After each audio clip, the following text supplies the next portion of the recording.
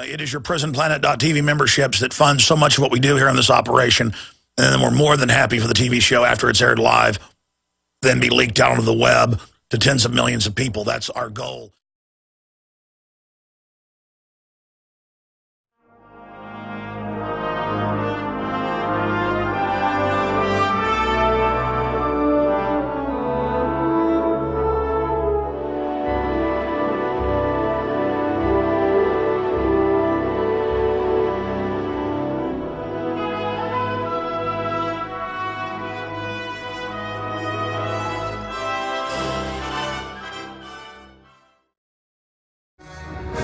My friends, we've got mass shootings going on around the country, and the usual refrain is ban our guns. Out of 312 million people, you might have 100 people a year, maybe in the worst years, die in what they call a mass shooting. That's about 5 people.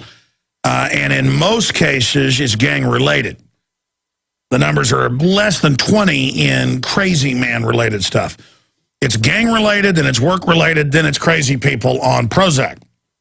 That's the statistics. You can look it up. In fact, I have some of them here in front of me. Kurt Nimmo wrote an article about it a few weeks ago and another one just a few days ago going over the statistics of that. Gunman kills co-worker and bystander at Empire State Building, wounds 7 others before cop shoots him. Now, that's in a city where it's illegal to own a gun. Unless you're a gangster and pay hundreds of thousands of dollars to politicians for them to give you a little permit. First they said, oh, everybody can have a gun, just get a permit. And then, oh, we don't give permits out anymore. So it has one of the highest crime rates in the country. Now, who has the highest crime rate in the world, though, is Chicago, where they have just absolute draconian anti-gun laws, gun bans like Washington, D.C., which is, after Chicago, the next highest crime rate, then New York, as you know. And it's all places where they have victim disarmament. And court, of course, ruled years ago you can have a gun in D.C., but the city never really changed the laws. They don't care. They're criminals. So they had 2 shootings in New York. It's a long, hot, dirty summer. You know, a lot of grunge, a lot of people angry, a lot of hot concrete melting through people's shoes and melting into their tempers. And so we also had a shootout over a hot dog stand, over guys fighting over territory over that. Things are getting rough out there in the deep global recession / depression, and you're going to see people fraying at the edges.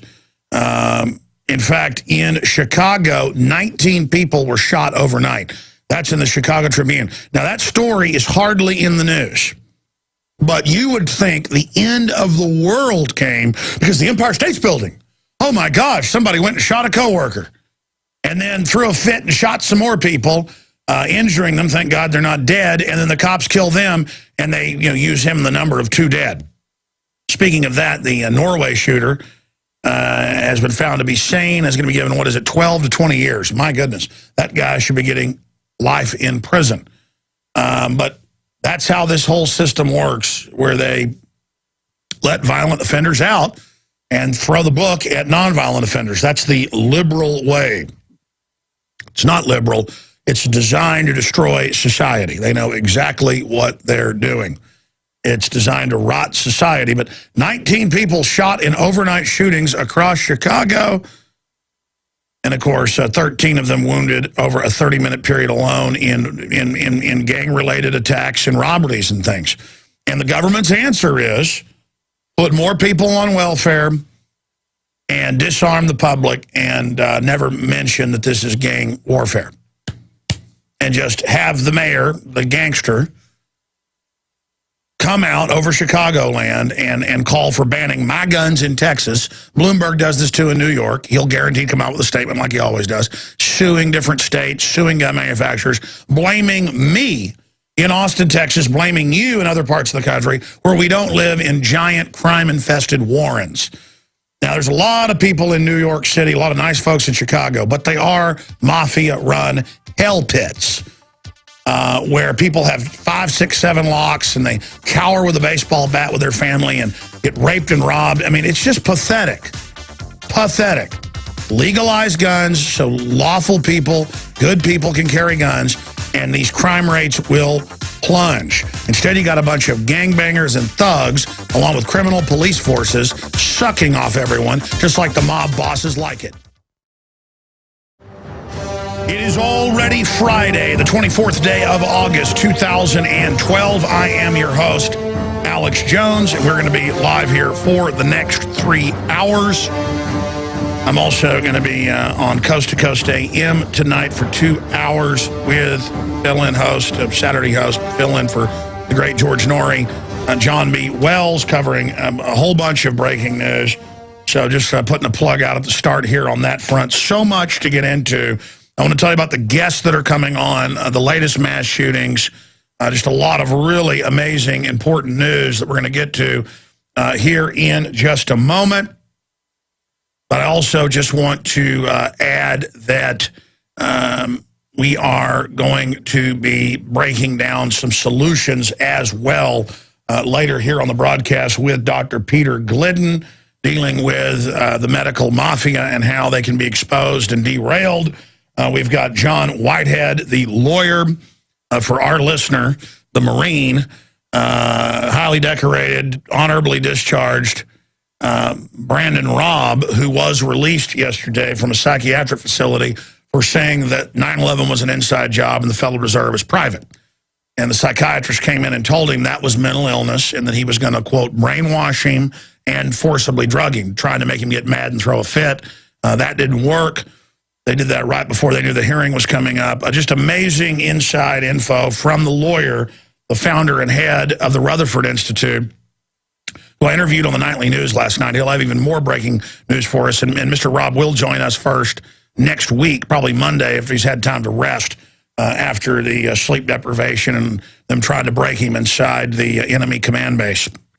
And that's what these are. The Soviets used it, the Nazis used it, the Chi-Coms used it, the North Koreans, the special psychiatric wards, and the federal grants they now have to go after veterans specifically. And Paul Watson's got a big article on that front up at Infowars.com. Veteran declared mentally defective, has gun seized.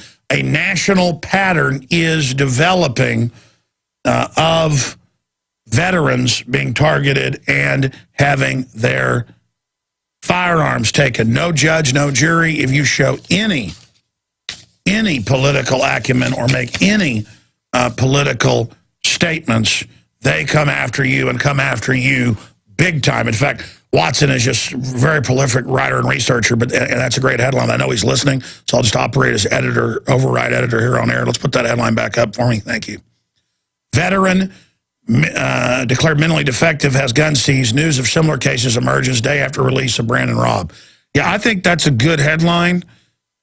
But my point is, it's definitely a national trend has emerged. They are targeting veterans for no reason, extrajudicially, for mild statements about, I think things are about to collapse.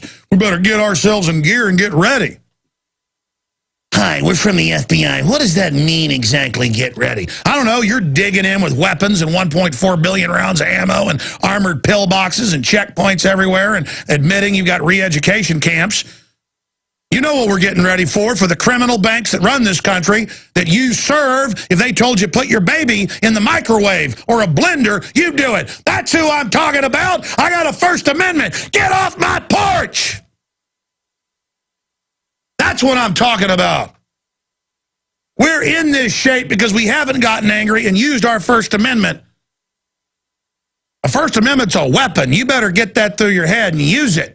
Don't apologize for it. Get aggressive.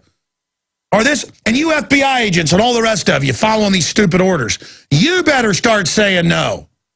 I've seen the ATF video that wasn't supposed to be released where the director's going, we're going to grind down on the people. You better watch it. You don't whistleblow outside this agency. Well, all they do is demote you or fire you if you whistleblow with that group of criminals. This is a narcotics trafficking, murdering mafia. They've been caught doing it. It's in federal court. The ATF is a criminal enterprise going back over 150 years before they were called the ATF. You know about the whiskey rebellions? You know about whiskey taxes? Folks would make their own moonshine and sell it, and the feds would want taxes off of it. That's what the ATF is. The ATF was murdering bounty hunters that would go around robbing families, not just people running stills, but they would go in and just take whatever they wanted at your farm. The ATF is a criminal organization, period. Period. Of course they were involved in Waco, Ruby Ridge. Of course they were running Oklahoma City. Of course they ran Fast and Furious. Of course they've been caught shipping in thousands of tons of drugs. On record, it comes out in the El Paso Times, Chicago Tribune. None of them get in trouble. You think it's fun to get up here and expose known murdering gang? A pack of criminals? It's got to be done, though, okay?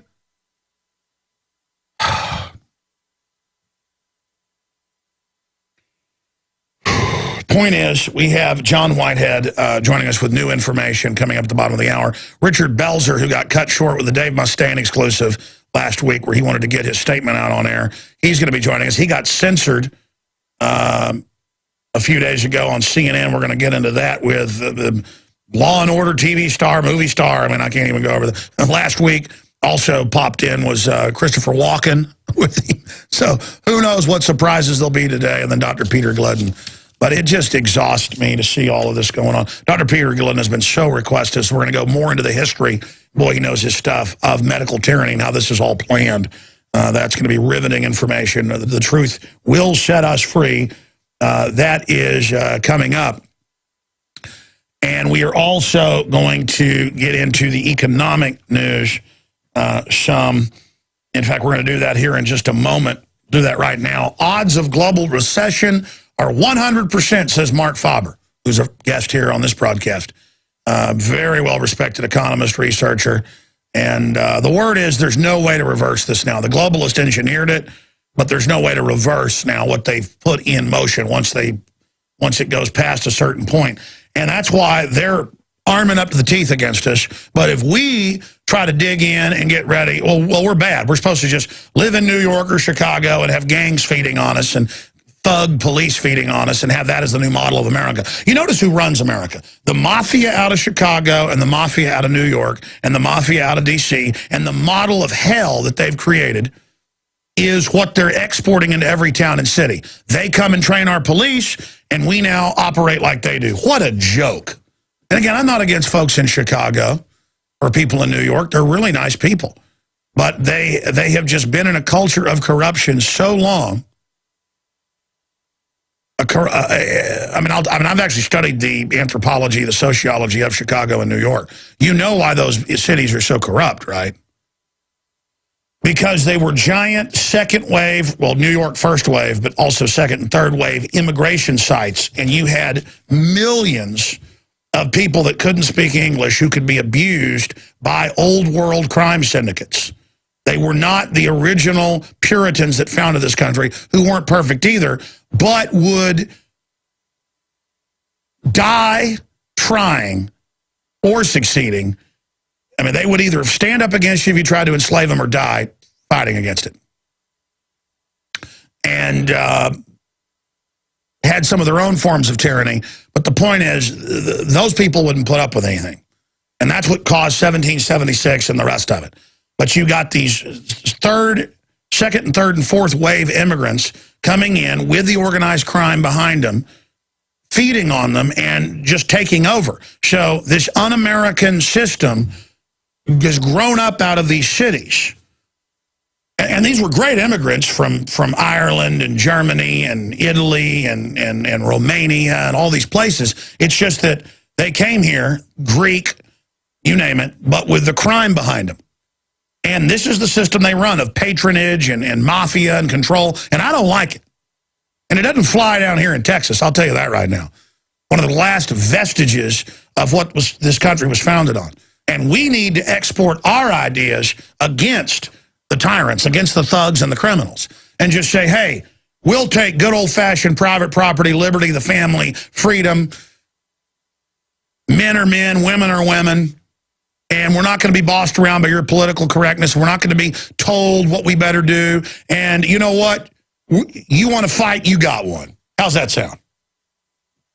You want to fight, You got one, okay? We're not here to be run over, and we're not backing down, and whatever happens, happens. We're all in. How do you like that, scum? And we're going to call you out 100%. We're done. We're done, dirtbag criminals. We're done. We're not intimidated. We're not scared. And you know it. You know it. So you go ahead and start your fights so we have the moral authority. And when you bomb stuff and try to blame it on us, we're going to expose it's you. We're going to get you, and you know it. You're all going to jail like Bernie Madoff and Ken Lay. You bit off more than you can chew, and you could feel it all collapsing underneath you, can't you? Go ahead and buy another 1.4 billion bullets. Go ahead, blow up another federal building and blame it on us. It isn't going to fly. Go ahead and shut the internet off. Go ahead, pull it all. Bust a cap in the Patriot leadership. Oh, that'll make us 1,000 times stronger. You are going down. I know it. And you just better hope all the churches, your only hope is the devil's right hand, these 501c3 churches and synagogues of Satan. Your only hope is those 501c3s telling everybody submit to tyranny, submit to evil, and do whatever you're told. The only hope you've got is the devil's right hand. And the devil's right hand isn't a gun. The devil's right hand isn't a sword. The devil's right hand are these churches. I mean, I tell you, folks, I've been to a bunch of them. They're all 100% Ford Foundation, world government, do whatever you're told. You know, get ready for bad things and you do what you're told. That's what Jesus did. No, that's not what the prophets and Christ and all of them did. They said no to the evil. They now preach in every major church that the Christians were wrong to be thrown to the lions and should have bowed down to the other gods. I mean, folks, these churches are literal. You want to go to a satanic church? Go to a major mainline Christian church. You're in a church of Satan. We are back live, introduced there by Johnny Cash. Thank you, Johnny.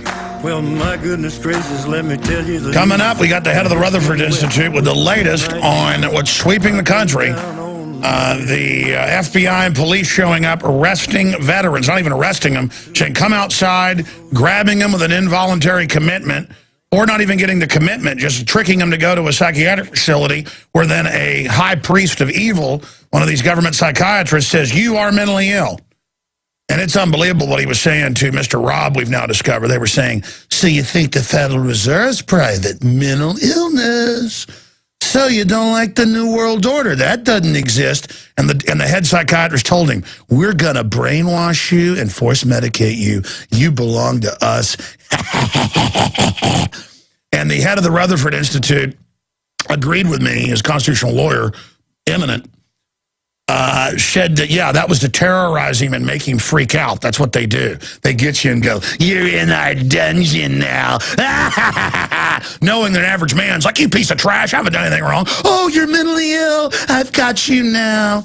I like lobotomizing soldiers. That's my favorite.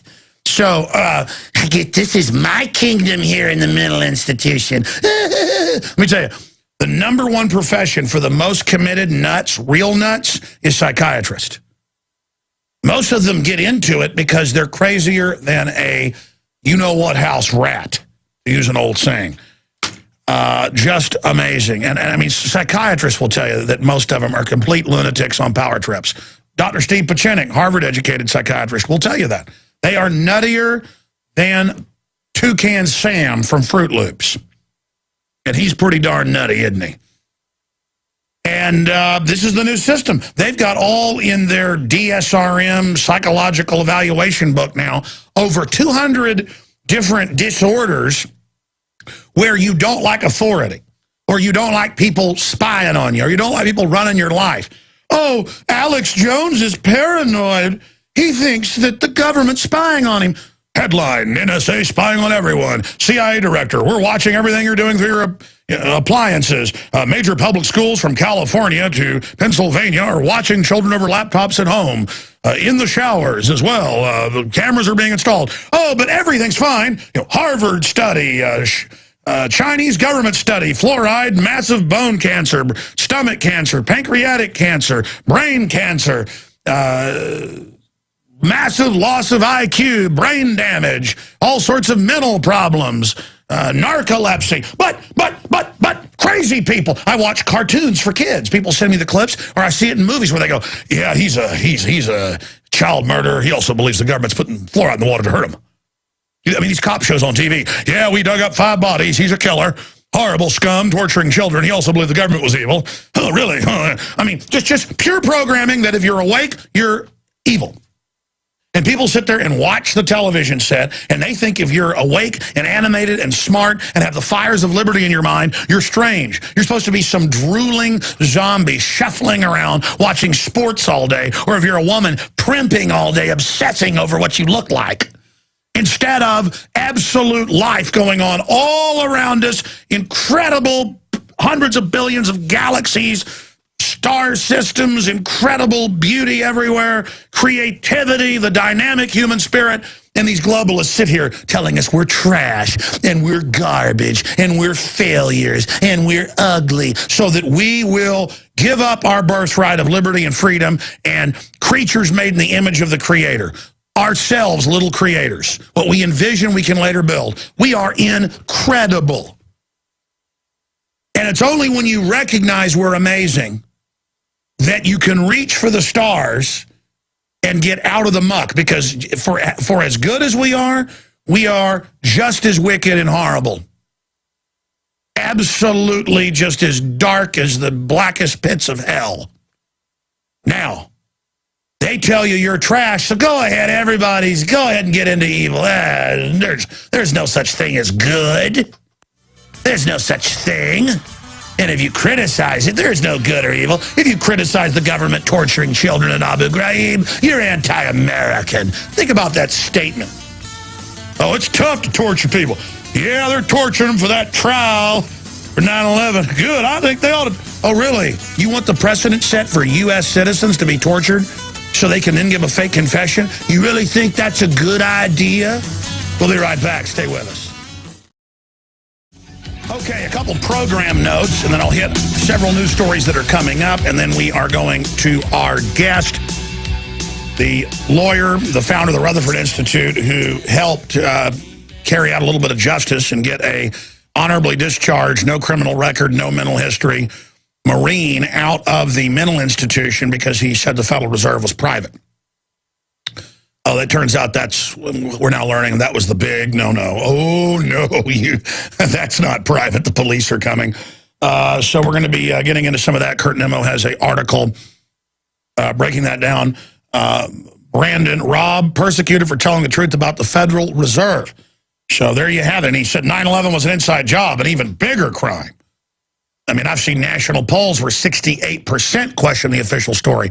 I went swimming yesterday at a local community pool with my children, and I had probably 3 people. Yeah, 3 people come over and go, I want to talk about Building 7 with you that mysteriously fell that day on 9/11. I mean, now they're really freaking out because all these other false flags and Fast and Furious has come out, so people are really starting to get it. But we're going to get to that in a moment. I'm ranting. A few program notes. We sold out. We sold 86,000 copies. Well, 50,000 went on the street, and then another 30-something thousand of the 40,000 we printed to sell to listeners at cost in bulk. Those sold out in 2 days. We've held back 4,000 because in a month or so we're going to start subscriptions so you can have that first issue and then 12 issues forward of the new InfoWars magazine. But there's still a way to get it. Every day, we're just going to keep sending it out in the news alert blast that goes out in the afternoon with articles and breaking news.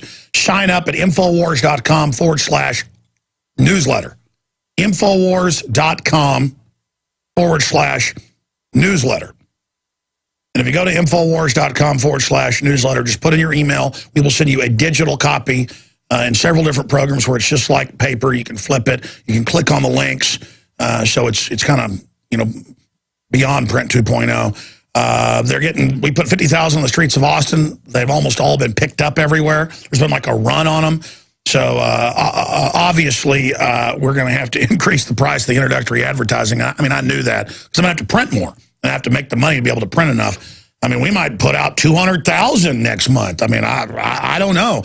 And we're going to have franchisees. We're going to get other versions printed all over the country. Very exciting. That's happening. But if you didn't get an inaugural issue, we think 4,000, we probably won't get more than 4,000 people that sign up right away for subscription. So we got 4,000 of them back.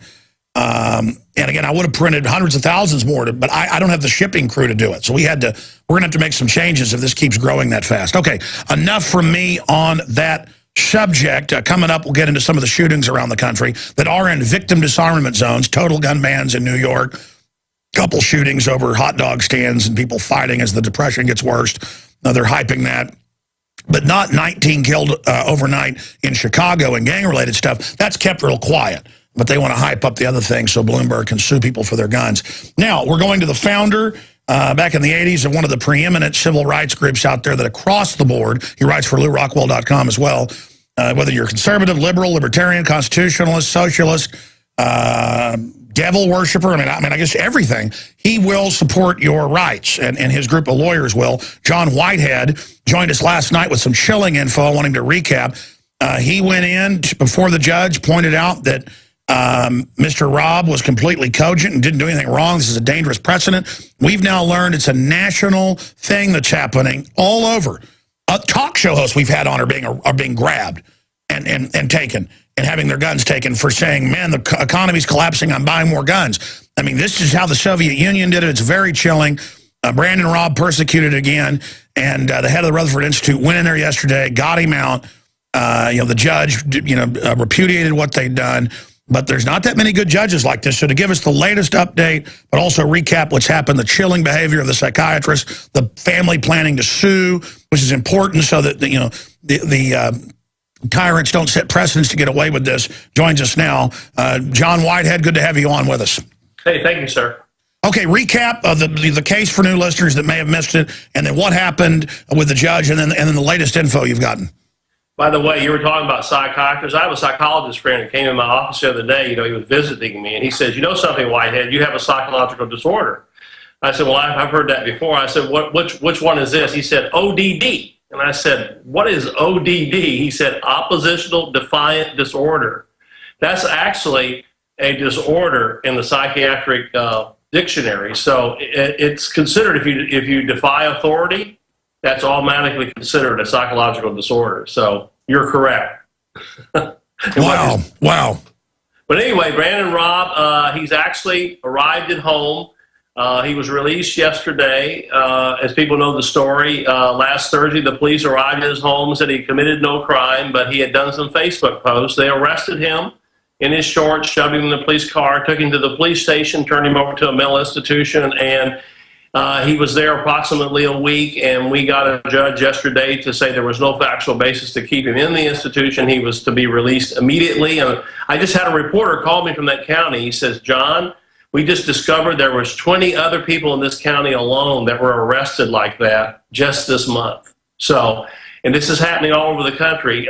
In Virginia alone, over 20,000 people are civilly committed each year in Virginia alone like this. So the thing was, and I say it here, and it's important for people who really love their country and want freedom, what his mom did was great. She got out on Facebook and the internet and started screaming about this. We were alerted and we got involved. But without that, folks, I think there are a lot of people in America disappearing. But what I'm hearing from the veterans groups is there are a lot of veterans. Oh, absolutely. Let me stop you, because we can open the phones up now and load them with veterans that have been grabbed for no reason.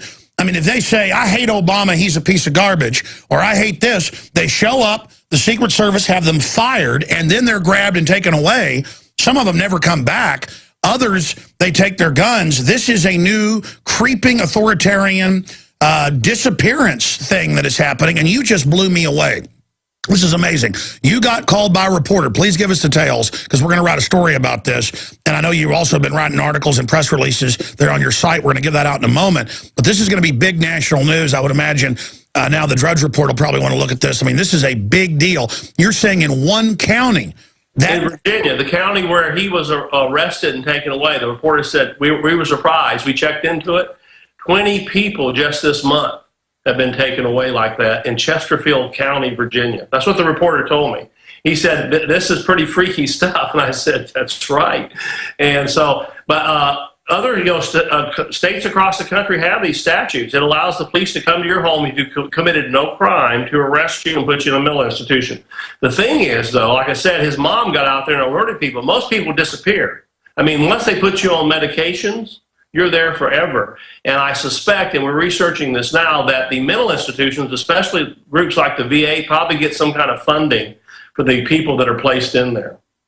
Otherwise, there's really, it makes no sense. Can you tell us the reporter that called you? I mean, was this off record? Because, or off record. He just said, it shocks me. He was interviewing me. He just stopped in the middle of the sentence. He said, "You're right about the civil commitment procedure. It's a little strange."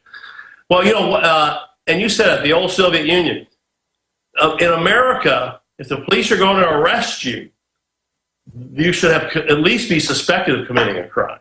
All Brandon Raub did is quote lyrics from a group called Swollen Members. By the way, I didn't think they were very great lyrics, but that's all he did. He was exercising his free speech in a private grouping on Facebook. Somehow the government got in there and conducted surveillance, got the quotes, and used those against him. He didn't target anybody, and he doesn't even own a weapon. So this guy's not dangerous, but I don't... Anybody in authority, when we moved into a police state and a surveillance state, anybody that speaks out can be targeted. And I'm so visible. The more visible you are, like you, Alex, the less chance of someone like you being taken away. But if you're Brandon Raub, a 26-year-old kid in Chesterfield County, Virginia, yeah, you can disappear.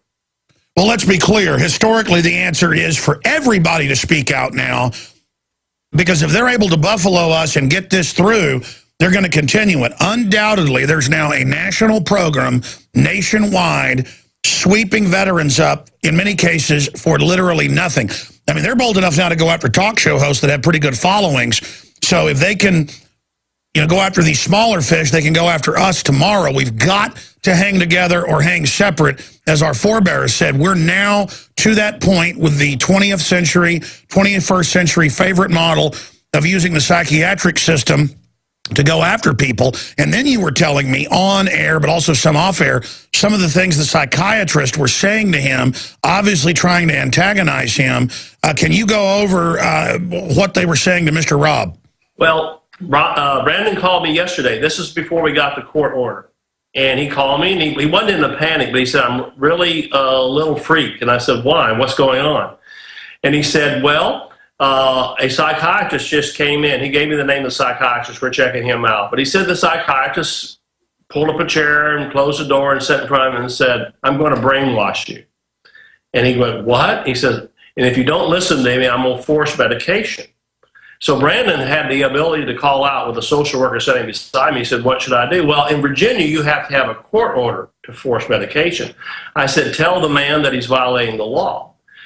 So thank God, about an hour later, we got the court order and got him out of there. But that actually occurred. I mean, Brandon Raub is as lucid as anybody I've ever known. He's a bright kid. And again, as you know, he's a decorated Marine.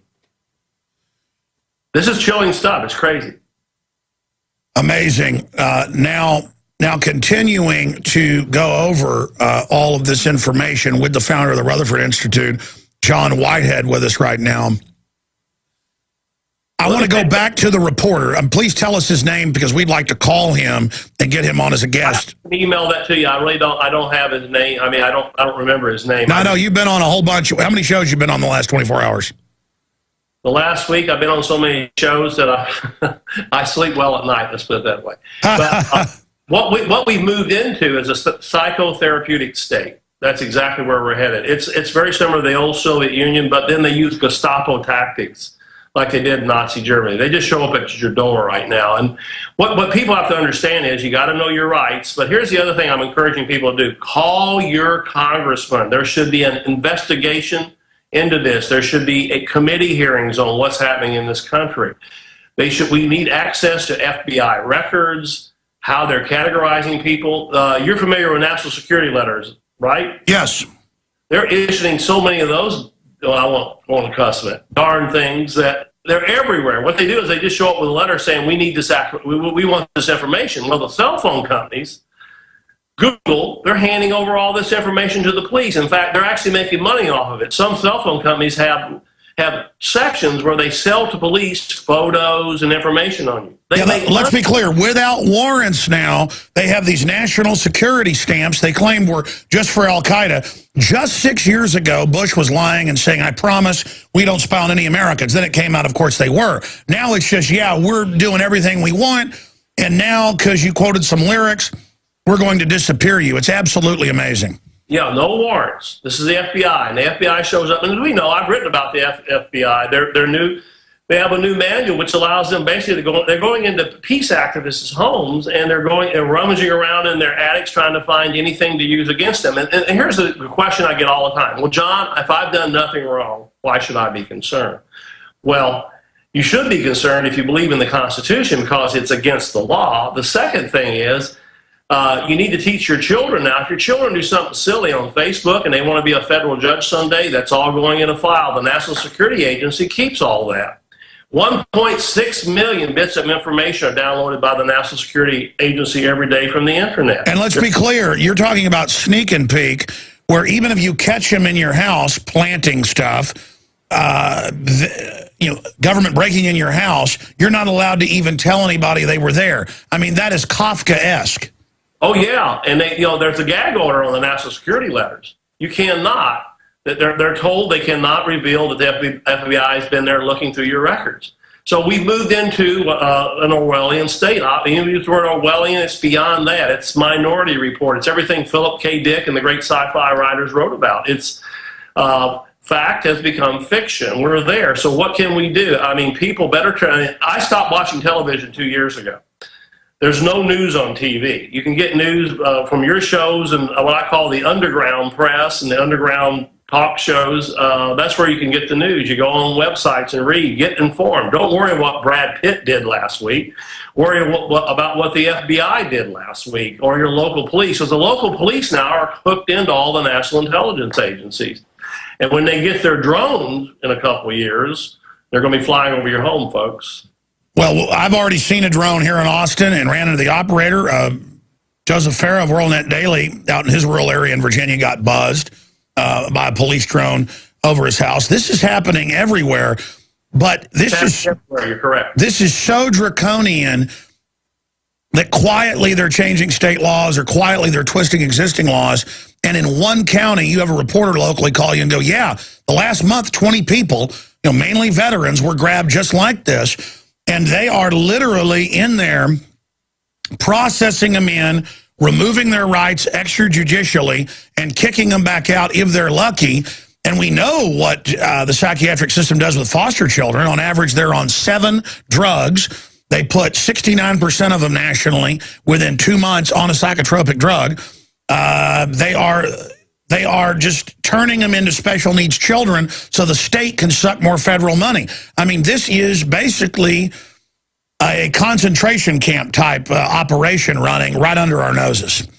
Yeah, the word I use for it, and I've written on it, it's called the electronic concentration camp. We are there. And used to, you could live in caves and get away, but caves are rather sparse these days. You can't flee from it, but you can resist it, and that's the key. Congress needs to have a national investigation here. We need to embarrass those guys who say they represent us in the United States Congress, which most of them don't, in my opinion, and force them to look into this matter. I mean, we're supposed to be under the rule of law, but we're not under the rule of law. The law is the Constitution. The Constitution says in our Fourth Amendment, before the police conduct surveillance on you, they have to have credible evidence you're doing something illegal. Well, they arrive and arrest Brandon Raub because he did some Facebook posts. So we moved into a new phase. We're not under the rule of law, but the only hope is, in my opinion, if we're going to have any system in our rights, is to force Congress to do an investigation. And that's going to take it's going to take some picketing. It's veteran groups, by the way, have called me. They're going to do some national picketing on this issue. That's a good thing to do. Martin Luther King is a great example. He forced someone to write a law to protect black people. We need to force them to write a law to protect average Americans now. That's right. And expanding on this, we're going to come back in a final segment. I want to find out how Mr. Raub is doing. I've also discovered he was a daily listener before this happened. They're persecuting so many of our listeners. The answer is don't let them intimidate you. Everyone needs to step forward to say, I'm Brandon Raub. I'm Spartacus. If you don't know about that, famous film based on true story, composite of it, the slave revolt in southern Rome of gladiators, they're looking for Spartacus to kill him, and he's really already dead. But the point is, everybody starts stepping forward saying, I'm Spartacus. No, I'm Spartacus. We're all Brandon Raub. Okay, we're talking to John Whitehead, the founder of the Rutherford Institute. And I want to get him on for a full hour once this big media blitz has subsided, to go into just the overall attacks across the board on our freedoms, because I'm always amazed reading his writings and having him on as a guest yesterday, just how informed he is, because I'm immersed in this stuff, and he's right there, with me or even beyond in researching this. It's so giant. I mean, here's an example. 10 years ago, it was in the USA Today, that when you call and order a pizza with major chains, they run you through a background to see if there's warrants and get paid upwards of 25% for your arrest, conviction, all the rest of it. I mean, that's why a lady goes into Victoria's Secret and they swipe her credit card and it runs through that she's got a warrant for driving infractions, and they arrest her and taser her daughter at the mall. No one's telling you that you're in a total surveillance state. It's incredible. And John W. Whitehead is helping expose it, Rutherford.org, Rutherford.org. In fact, I want to tell my crew, I want to start taking their press releases and posting them at Infowars.com, because I was reading some of these last night. Every one of these is just a really good, deep, informative, but easy to read article. So we're very excited about him fighting for our liberty, and our listeners helping burrow out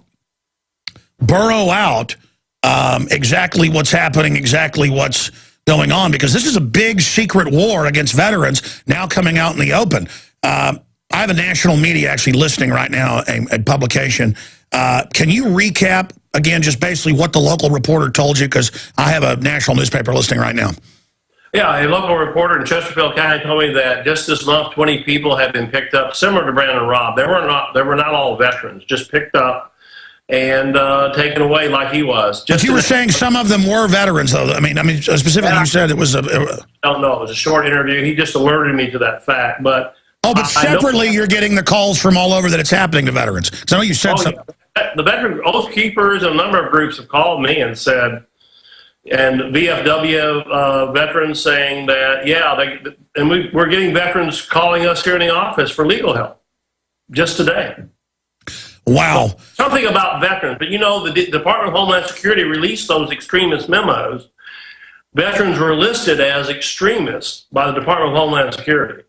I mean, we all know that have studied the subject. That's right. Just because they're a veteran, they're bad. Just period. It's like, they're the number one threat, the DHS memos that we broke, because police gave them. Yeah. People that oppose abortion were listed in that. So, I mean, anybody that opposes governmental, it's the same thing I opened the show with. Oppositional defiant disorder. Anybody that defies authority is considered psychotic. Essentially. Anybody who's a man and can't be run over, they're scared. The criminals that have hijacked this country are scared to death of the veterans, period. They want to use the troops against us with the Inde Posse Comitatus, but it's a double-edged sword. They know it cuts both ways. They saw what happened to Hitler and Ceausescu.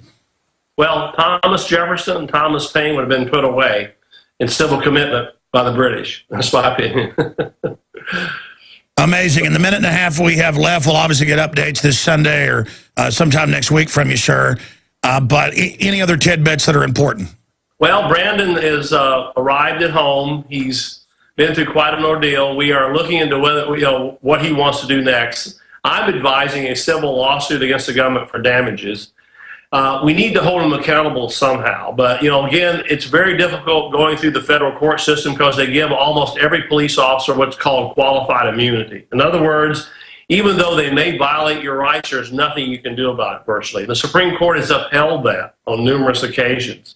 As I say in America, generally the courts are courts of order, not courts of justice. Occasionally you'll find a good judge like we did in the Brandon Raub case who has intestinal fortitude to rule the other way, but it's not easy. I think our biggest hope is getting Congress to investigate these simple commitments.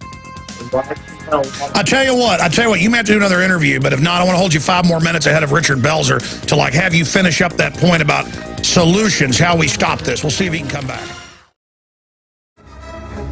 Well, Homeland Security has openly said that veterans are the #1 enemy above al-Qaeda that the Pentagon publicly runs in Libya and Syria. And, of course, state police and a federal marshal sent me 2 different documents, what was it, 4 years ago now, that broke that nationally. We have the head and founder of the Rutherford Institute, Rutherford.org, constitutional lawyer John W. Whitehead. Got about 3-4 minutes left with him ahead of TV star, movie star Richard Belzer, joining us with his new political book dealing with government cover-ups. In fact, where's my copy? Uh-oh, I took my copy home. I need one out of the warehouse. Yeah, because I actually went and read the whole thing like I said I was going to do. We sold out of them? Oh, no, but more is coming. More. Okay. Well, it's okay. The point is he's coming on with us to talk about his new book. Just in like 3 minutes finishing up here, John, you were getting into solutions and ways to fight back for those that just joined us. They're now all over the country grabbing veterans.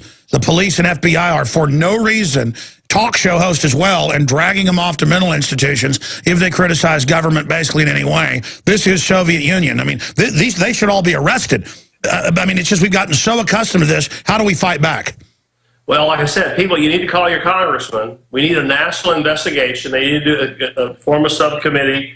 We need a law protecting us against what's called civil commitment. This is what happened to Brandon Raub.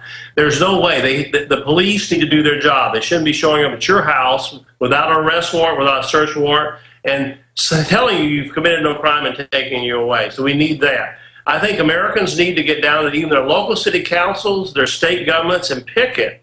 And we need a national movement. I mean, Martin Luther King changed the face of the country because he got African Americans out in the streets. They got defiant. And what he said was, and this is key, you have to make the government use energy.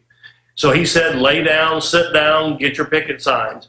Turn off the television set, folks. Get up off your butt and do something. I mean, most people I know are worried about Brad Pitt's latest marriage or whatever. I don't even listen to any of that crap anymore. And that's what they want. They want you to be distracted. So we're moving into an Orwellian state. The only way you can fight it, in my opinion, is you're going to have to get active politically. And I'm not talking about voting for Obama or Romney. To me, the corporate state is here. You were talking about going into a pizza place and they're giving information to the government. We live in a corporate surveillance state. The corporations are working with the government. It's a very dangerous scenario. So the only thing you can do is you've got to force your representatives to do an investigation in this matter. We need to know what the FBI is doing. They won't tell us. So it's a secret government. You obviously live in a secret government when you can't find out what they're doing, and they show up at your door at midnight and take you away to a mental institution. Well, I like the fact that you made the point that there's nowhere to run. We've got to fight. We're cornered. It's just like the Marines when they were surrounded in North Korea 10-1, and the general said, good, we're surrounded, and now we can attack in any direction. And that is actually, when you're down, when you're surrounded, is when you're at your strongest, because now there's no playing games, and our enemy has no moral high ground and is doing everything illegal. We've got to stand up and not let them chill us. I mean, no doubt they're doing this now because they know this country's on the verge of bringing them to justice, and they want a chilling effect. Listen, a couple years, you're going to see drones over your towns and cities, over your streets. They're going to be equipped with scanning devices to look through the walls of your home. You're having sex, using the bathroom, whatever you're doing. There's going to be absolutely no privacy unless we slow it down. Privacy is dead. The Fourth Amendment is dead. That's right. And we only get it back by admitting it's dead. America is dead. Freedom is dead. These people stole it, but liberty isn't like a person. It can be resurrected like the phoenix. We must breathe life into it with our energy. Mr. Whitehead, thank you for the time. Thank you, sir. All right, amazing. We'll talk to him more maybe Sunday if there's developments, or Monday. But there, folks, Paul Watson's on this right now at Infowars.com. There is a sweep nationwide grabbing veterans who criticize government. 9/11 truthers, you name it, and they're being thrown in mental institutions.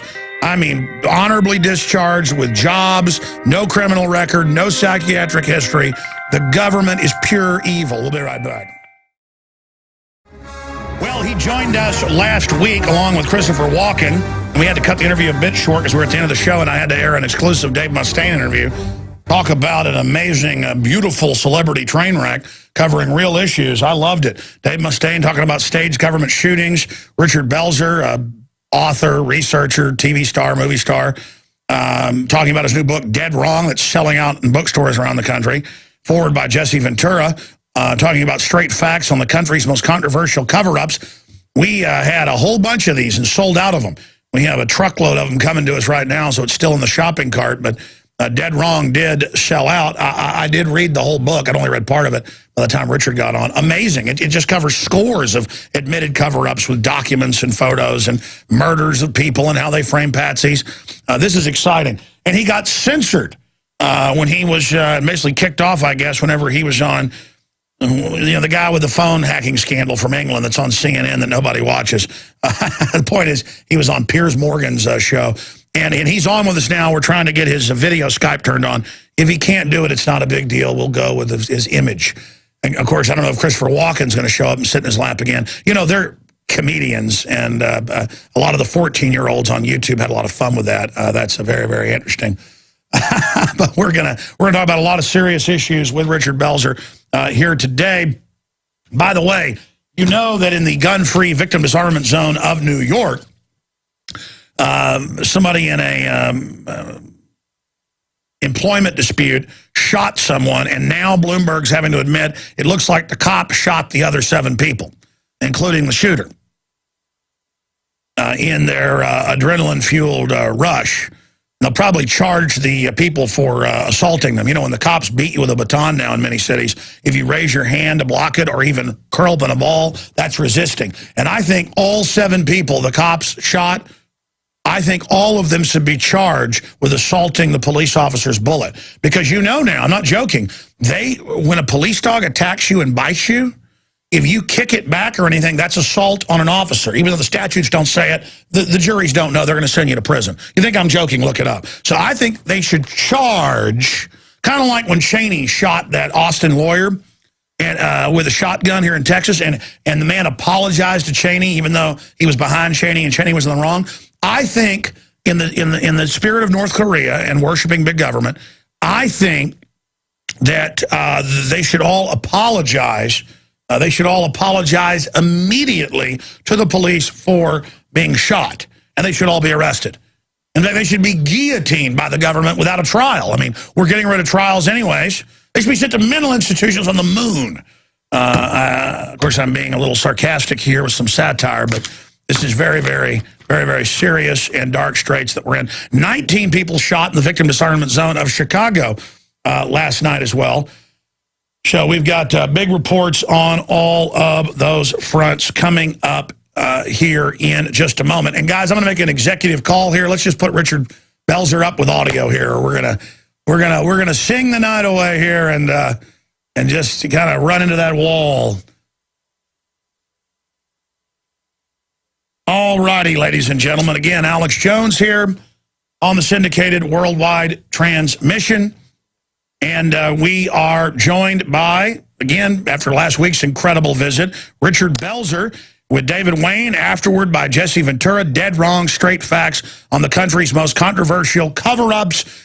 And I just want to thank you for the great interview last week. I didn't even introduce you properly, but everybody knows who you are, TV show host and, star of television, film, you name it, now an author. But to have Christopher Walken pop in, that was amazing. Oh, yeah, well, it was funny because you were trying to ask him about his worldview, and he's one of the few, he's the only person I know on the planet who's really off the grid. People say they're off the grid. He's not on a Google map. I hope that doesn't make them look for him, but no, he's maybe the coolest guy I know, and I know a lot of cool people, including you. Alex, by the way, thank you. After I did your show last week, my book just took off, and I'm so grateful because I feel a civic responsibility on this book, not just, that it's a book. But I would imagine the fact that you did a bunch of other interviews in CNN helped it as well. But we do have an audience that's hungry for this type of info, and they did snap up all our copies in a matter of hours. Wow, that's great. Thank you, Alex. We got to continue this fight. Talking about what happened in New York, I love your analogy of these people should be mentally evaluated for getting in the way of the bullets. Yes. Our government is capable of cooking up something like that.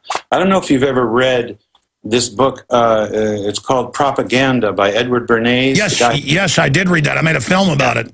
Oh, great. I'll have to find that, because exactly what you're talking about is the government's utter contempt for the people, and they're so out in the open now about what their intentions are that it's really stunning, because in the past, all this was done behind closed doors and literally in darkened rooms with 5 guys and cigars. That was a cliche for a reason.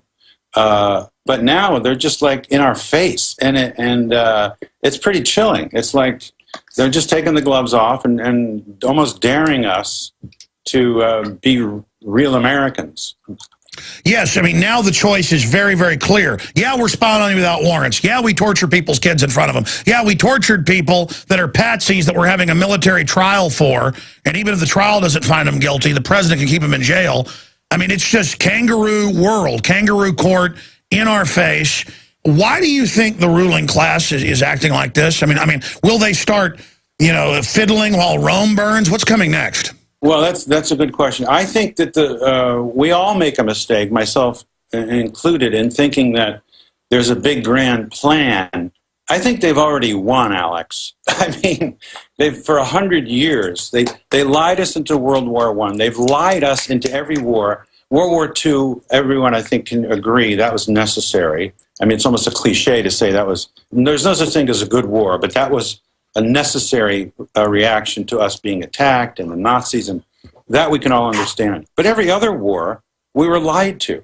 And I think the American people are finally, thanks to people like you, are finally saying, you know what, this has got to stop. And I think that the so-called elites are really circling the wagons. They've tipped their hand. Brzezinski did this speech a while ago saying, the jig is up. They know what's going on. And, the Pentagon Papers were a good start, but the guys who revealed the Pentagon Papers were also part of the war machine. We forget that, who finally got a conscience. And I think today, a lot of people in the military and in the government want to go to their graves with a clear conscience. And I can't name names, Alex, but a friend of mine has been in Washington recently talking to some old school lobbyists who really want to, as I say, go to the grave with a clear conscience, because they've been representing some pretty dark forces. Now, I had dinner with a rocket scientist, a pretty famous one. I didn't realize who it was at the time, and he was the former head of a big technology company. I'll just leave it at that. And I mean, all these guys are really waking up now, and I think you've hit the nail on the head. They're worried about whistleblowers. That's why they're throwing the book. Previously, the laws were clear. If there's a crime, if the higher-ups aren't doing something about it, you've got a right to go public. But when they're putting Bradley Manning in there, she was saying he leaked all this when obviously he didn't leak it all. We're talking about torture of children here. You have a responsibility to release that. That's not national security. Now Assange, the Brits are threatening to raid the embassy he's in, violating all. I mean, they are scared of their own people not going along with this. That's why they're so scared of the veterans right now. Well, yeah, the demonization of the veterans is that I'm working with the VA now with a couple of organizations. Actually, Law and Order, my show, we're going to do an episode about PTSD and what amount of paperwork these kids have to go through when they come back after they're wounded, how we forget about them and how we demonize them. And, the Sikh shooting was a good example of saying, oh, he's a vet, and maybe he has PTSD. Well, Alex, PTSD is not a violent disease. I am sick of demonizing all vets when 1 or 2 out of a population, like you said before, what are there, 330 million Americans? One guy shoots someone. There's more than 30 million vets right now. Yeah, and, one commits suicide every day. So if a cop ever shoots some people, which cops have done, do we just say all cops have their guns taken? Or if a fireman does it? Or if an auto mechanic does it? Or a school teacher? If one school teacher molests kids, do all school teachers go to jail? Yeah, you know what, I think, tell me what you think about this idea, Alex. I'm working now with some gun organizations, and I'm the guy who works with them who says, look, we can't take away everybody's gun. That's crazy. It's physically impossible. It's against the law. Everyone has the right. But here's my idea, and tell me what you think, Alex. I believe anyone who wants to own a weapon for a legitimate reason, it's fine. Protect your home, to hunt. But, clip capacity is certainly arguable. I don't think anyone needs a 60-round clip. But I do believe that people who buy a gun, You know, it's not in the Constitution. When you buy a car, you have to register the car, you have to learn how to drive the car, you have to get a license, and you have to insure it. And that's not in the Constitution, but we all do it. I believe a handgun or hunting weapon, when you buy it, you should register it, you should learn how to use it, and you should take out insurance, and just show that you can use it. I mean, like a car, you can do vehicular homicide. It's a weapon. Well, we're going to break. When we come back, I'll give you my take on this. But I understand from a nice person's position, you think of people not knowing how to use guns. Here's the problem. There's always going to be crazies, always people that don't know how to use them. The system will use any bureaucracy like that, like they did in New York, to finally make it impossible. Sounds reasonable up front, but then they walk you into it to where now you can't have the gun and then only the criminals have it. But I do say this, anybody out there buying guns, they should go out and get training with it so they know how to use it. And people should, if they've got children, lock their guns up. We'll be right back. But again, that's a personal responsibility thing. The government can't and won't ever be able to properly handle that. Richard Belzer plays the detective John Munch on Law & Order, Special Victims Unit, and first portrayed him on NBC's critically acclaimed drama series Homicide, Life on the Street. And, of course, he's been all over movies, TV, HBO. I mean, I can't even have time to get into it all. Everybody knows Richard Belzer. And I want to get into his book because we were just talking about JFK, RFK, Marilyn Monroe, a little bit about Martin Luther King, where they all had patsies, folks, or claim people died, you know, of an overdose when they killed them. But the book gets into so many other things. I mean, that's why I like this kind of book, is because it's just little factoids and giblets and just data. I mean, it's more almost like a court case or something, just putting the shadow state on trial. And I don't want to get off into gun debates with people. I know there are well-meaning folks. We're not debating, Alex. No, but I'm saying, on the same page. I'm saying I respect your view. I mean, I respect what you're saying, and I understand it. There's going to be excesses and bad things with freedom. But as Thomas Jefferson said, we're not going to be transported to total liberty on a bed of feathers here. Exactly. There's going to be bad things on both sides. I just want freedom. I don't trust the government, so I just say Wild Wild West. Go ahead. Yeah, no, I'm here. But I think we're on the same page. And you were talking about my book. It was interesting the other night on CNN. We started talking about, the interview started off really great. And then, you know, somebody, I guess, with his earpiece said, ask him about the moon. You know, they wanted to goad me into being defensive or saying I didn't believe we landed on the moon. You know what I mean? That's what they do to us. They try to marginalize us by leaking in these, you know, the crazier stuff. So I busted Piers Morgan. I said, I'm disappointed that you asked me that question. I didn't take the bait, and made him back off a little bit. And then he changed the subject. And then, you know, when I tried to comment during the later segment, first of all, it was interesting, Alex. They asked me who I wanted to debate. And I said, I don't want to debate anyone. Let Piers interview me for 30 minutes. They said, no, he'll interview you for 15, but we want to have you debate someone. I said, I'll have a discussion. So they said, and I knew they wanted to have someone who they consider opposite of me, but I'm very unpredictable politically. So I said, my friend P.J. O'Rourke, who's the smartest, one of the smartest, funniest conservatives I know, is an old friend, and we never get shrill. We disagree, but we're buddies. So he was on, and they kind of wouldn't let me in on that part of it. And a lot of people, I didn't realize at the time, said I was censored. And when I look at it now, I believe there was something going on. And as you know, Alex, the Psy warriors from Fort Detrick used to go, and probably still do, go to CNN and write the news. You know, yeah, that came out in the Washington Post 12 years ago, and it's still going on. CNN, as you mentioned in the last interview, people can go to YouTube and watch it. They always try to pull it down, but people put it right back up. Right. Doing fake nerve gas attacks on Israel, and they're at CNN Center in Atlanta with fake palm trees and fake wind machines, and in between the ads, the international satellite feed was able to record it. I mean, this is a joke.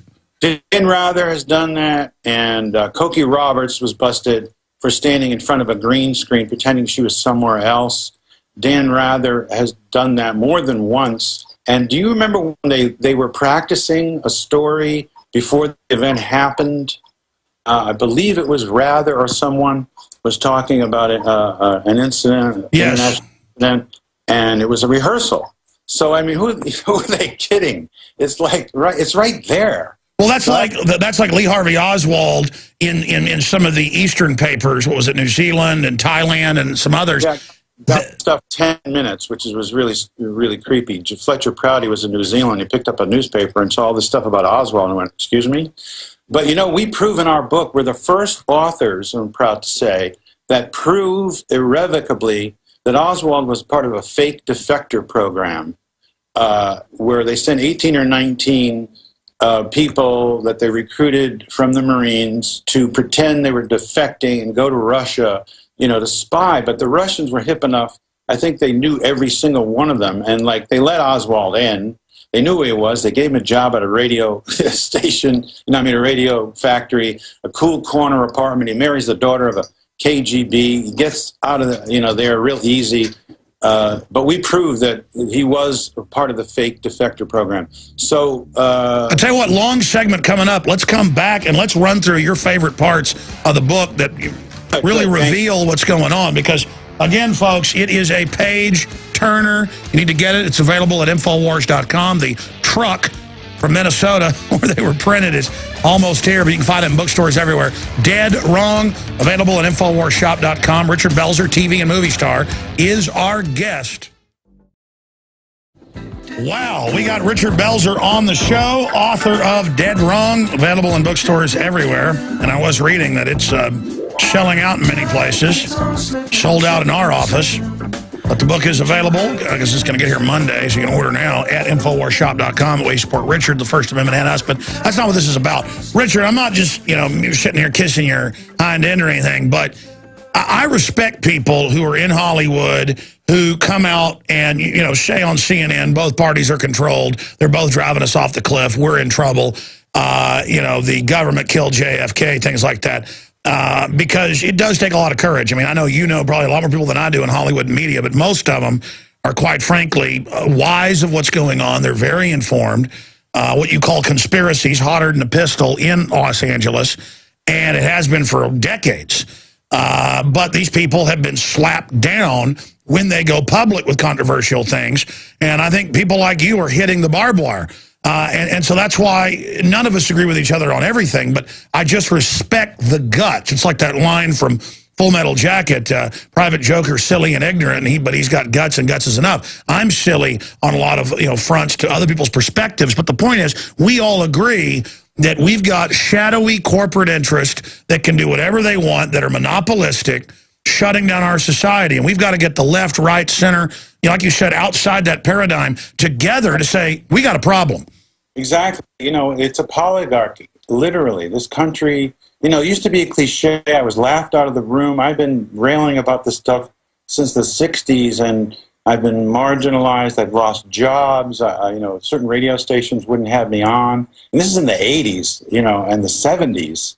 And now it's like, okay, I asked a Secret Service friend of mine, should I be worried? He said, no, you're a celebrity. They won't kill you. But, what he meant was they do kill people, but they won't kill you. And it's like, whoa. It's like, so I feel, as I keep saying, a civic responsibility to get this stuff out because, as you know from the sales from your website, people want this information. Americans are intuitively very sharp. They're isolationist. They don't want to be in wars. They want to have, their privacy protected. I mean, we're all on the same page. We all want clean air and health care. Just quickly, I live in France part of the year. Actually, I'm there now.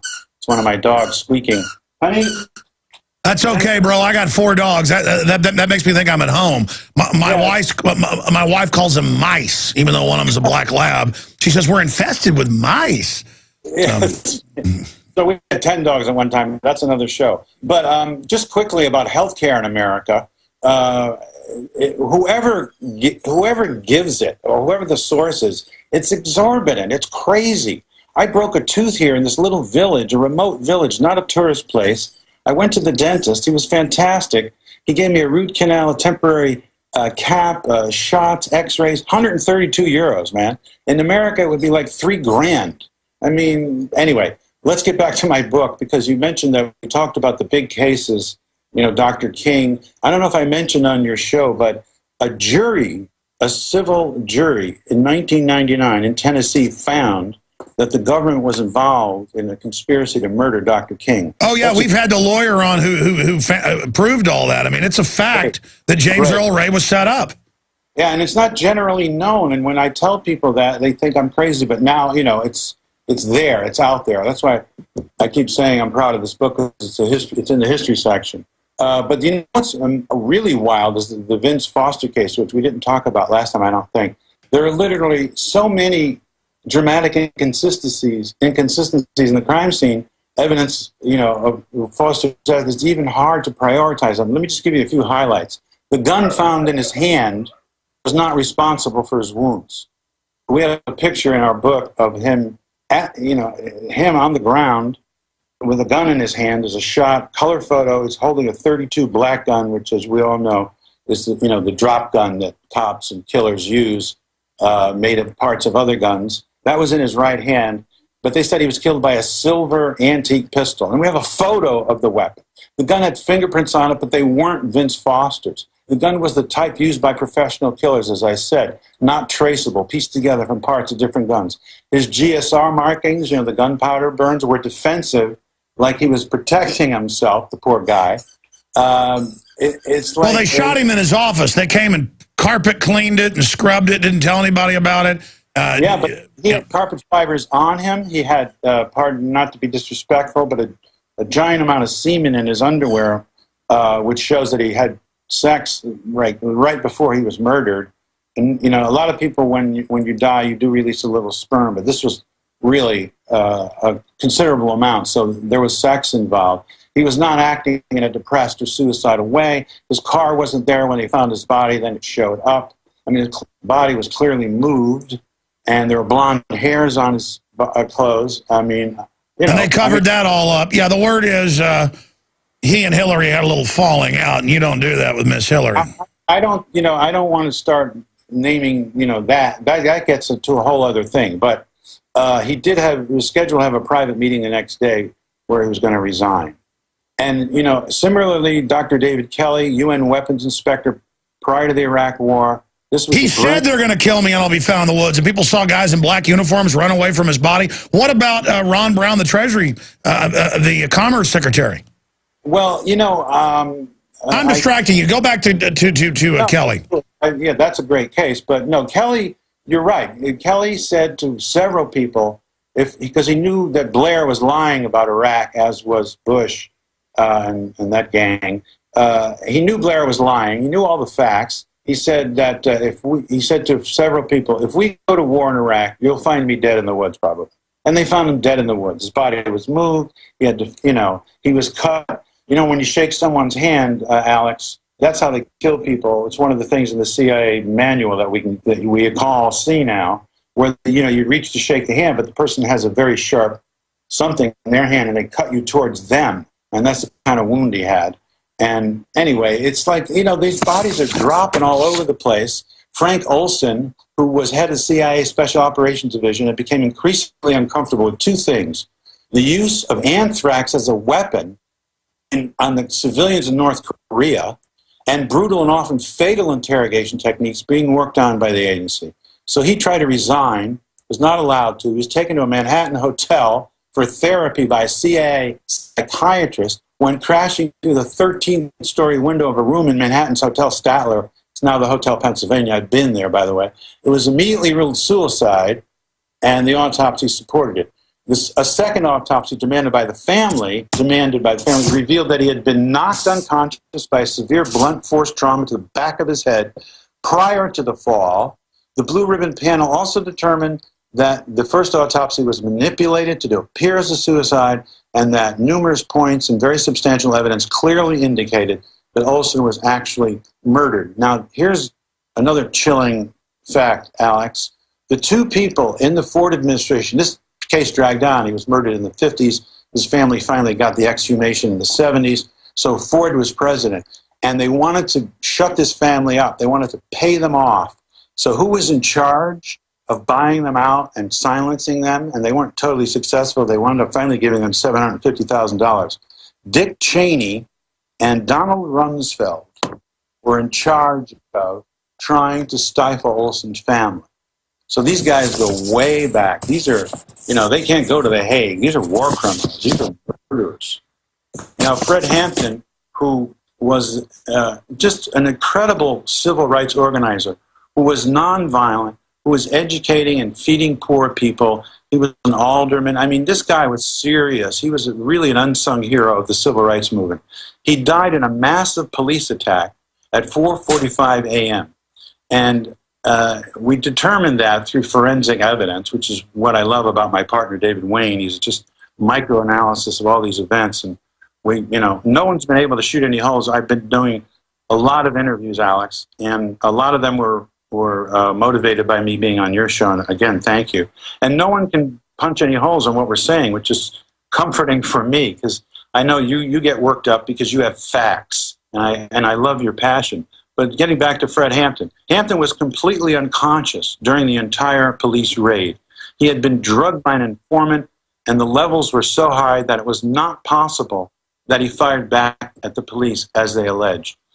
It was a lie that, as police testified, over 200 shots were fired in a two-sided gun battle that lasted approximately 10 to 12 minutes. In reality, only one shot had been fired from inside the apartment near the front door, not from Fred Hampton. So his girlfriend is in bed with him with their baby, Alex. And forensic evidence verifies the eyewitness testimony that Hampton's body was dragged from his bed into the hallway and, still alive, was then executed with 2 shots to the head at point-blank range. Exactly, and your book is just full of countless examples of this, letting you know you cannot believe an official story by a shadow government that brings in the narcotics, that runs the child kidnapping. It's unlimitedly evil what's going on. Look at Gary Webb, has a new book coming out, Pulitzer Prize winner. I'm talking to him. He can't wait to get this out, proving CIA drug dealing was continuing. He'd had to move. Men would break in his house that would come sliding down the drain, special forces style. They go in his house, have him write the suicide note, and then shoot him twice in the head. And then friends of his, who weren't really friends, come out and say, oh, it's quite normal to shoot yourself twice in the head. I mean, I want it on record, and I bet you want to get it on record. Yeah, they don't like going after people that are very prominent because they've been caught in that. But sometimes they do. I mean, Gary Webb was pretty darn prominent, and it's always the same. They throw you off a building. They inject you with drugs. They've got heart attack medications, or they shoot you in the head. Go ahead. Like Danny Casolaro. Exactly. He was really an amazing researcher, and, they just murdered him. You talk about suicide, things being considered suicide or ruled suicide. You're in Texas, so you guys in Texas know a lot about Lyndon Johnson before the rest of the world. But in our research, we found that 2 Texans who got in the way of Lyndon Johnson's path to the White House paid with their lives.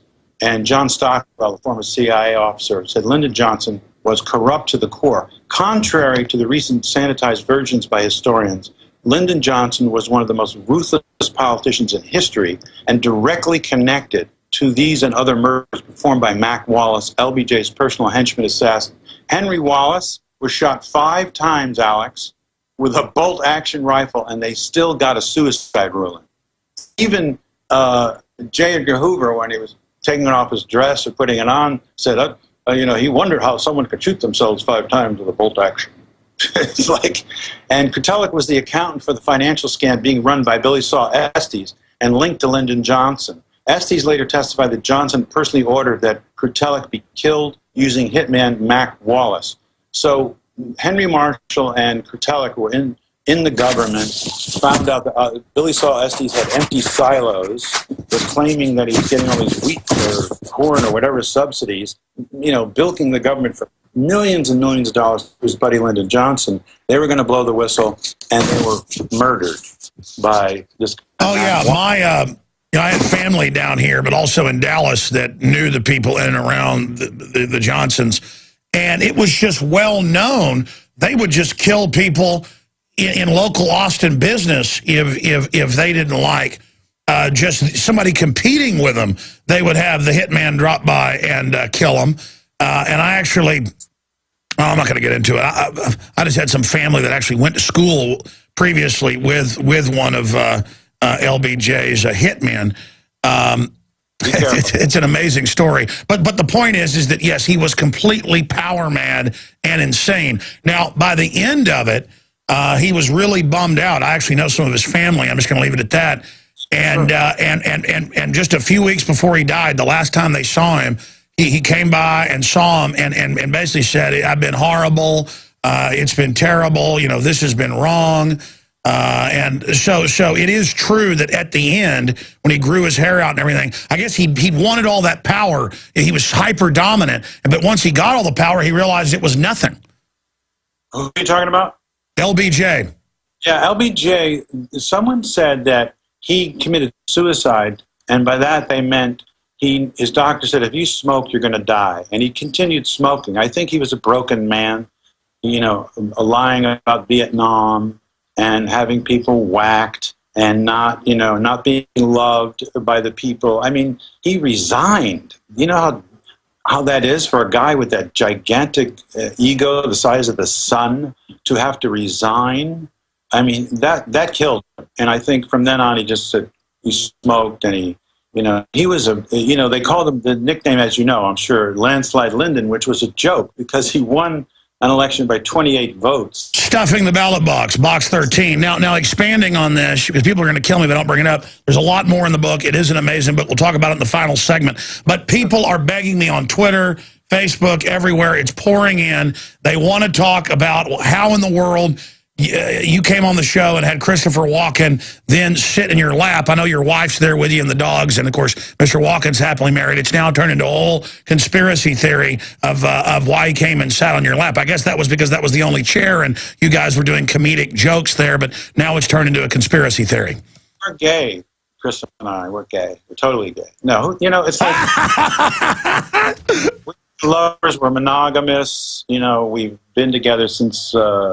I don't know, we've been together a long time. We're both married, but, it's like you have a platonic friendship with a man. Chris and I love each other. We're brothers, and, he, like you said, I was sitting on the edge of the couch and he just came, and, when... No, it's a couch. There's not enough room. He kind of crammed him next to you, so he wasn't sitting in your lap. It just created that illusion. But, I mean, here's the deal. Sometimes I'll catch myself with an old friend. You want to just put your arm around him, and it's 100% non-sexual. But nowadays, everybody's so politically correct. You're like, oh, my gosh, I've got my arm around my buddy. He's going to think I'm, I know exactly what you're talking about. Yeah, I'm a very tactile person. All my male friends, they know I'm going to hug them. And plus, I have a gorgeous wife who I dream about. So, I mean, but, some interviewers have said to me over the years, I heard you're gay. And I said, yes, just to be provocative. I mean, so what? No, exactly. People made jokes and say you work for the Vatican or you work for Israel. And I go, yes, it's all true. I'm... We work for the government, and we're just, we're false flag provocateurs. The Jesuits were the greatest spies of all. They would join organizations, pretend they were in them, and then bring them down from within.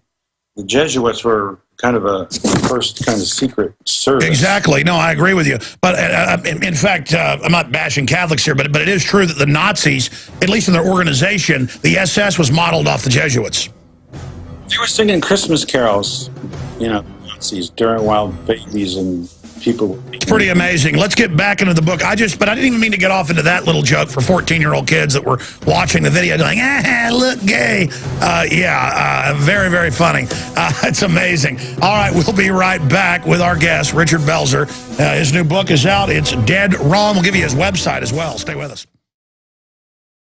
We are back live. Richard Belzer is our guest for this little segment. The next segment, then we've got, back by extremely popular demand, we have Dr. Peter Glidden joining us for the history of the medical tyranny. He started it last time, and I want to go deeply into it this time. One little note, I feel terrible. I mean, it's the agony of the ecstasy of success and getting the word out, because that's what thrills me. It's not jewels, diamonds, houses. No, I mean, reaching out to people, seeing minds unlock, that's exciting. And I knew that when we launched this print media, it would be successful. We've had 86,000 copies go out. people bought close to 40,000 copies in just a day and a half.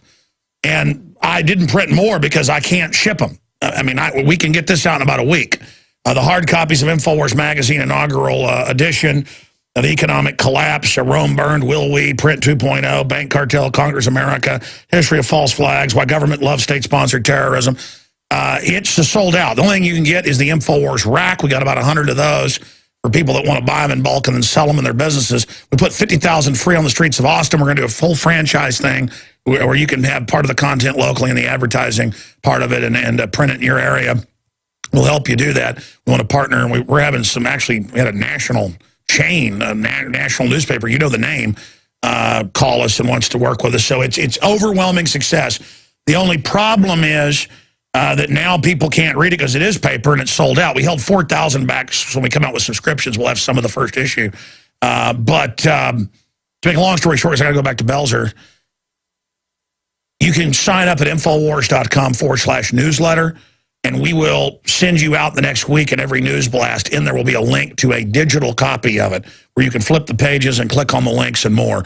So Infowars.com/newsletter to get that. But I think that says the country is hungry for the truth. That's why Dead Wrong is running up the bestseller list on Amazon, running up on the New York Times. We need to get this up there to #1 because it sends a message out. Dead Wrong. I mean, people are getting more excited about exposing tyranny, aren't they, Richard? We were just talking about that during the break.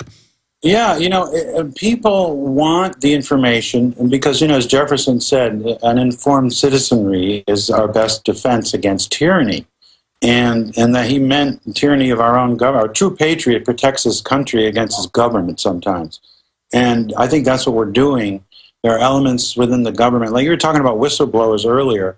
Under Obama, they busted more whistleblowers than any other president. It's like, what?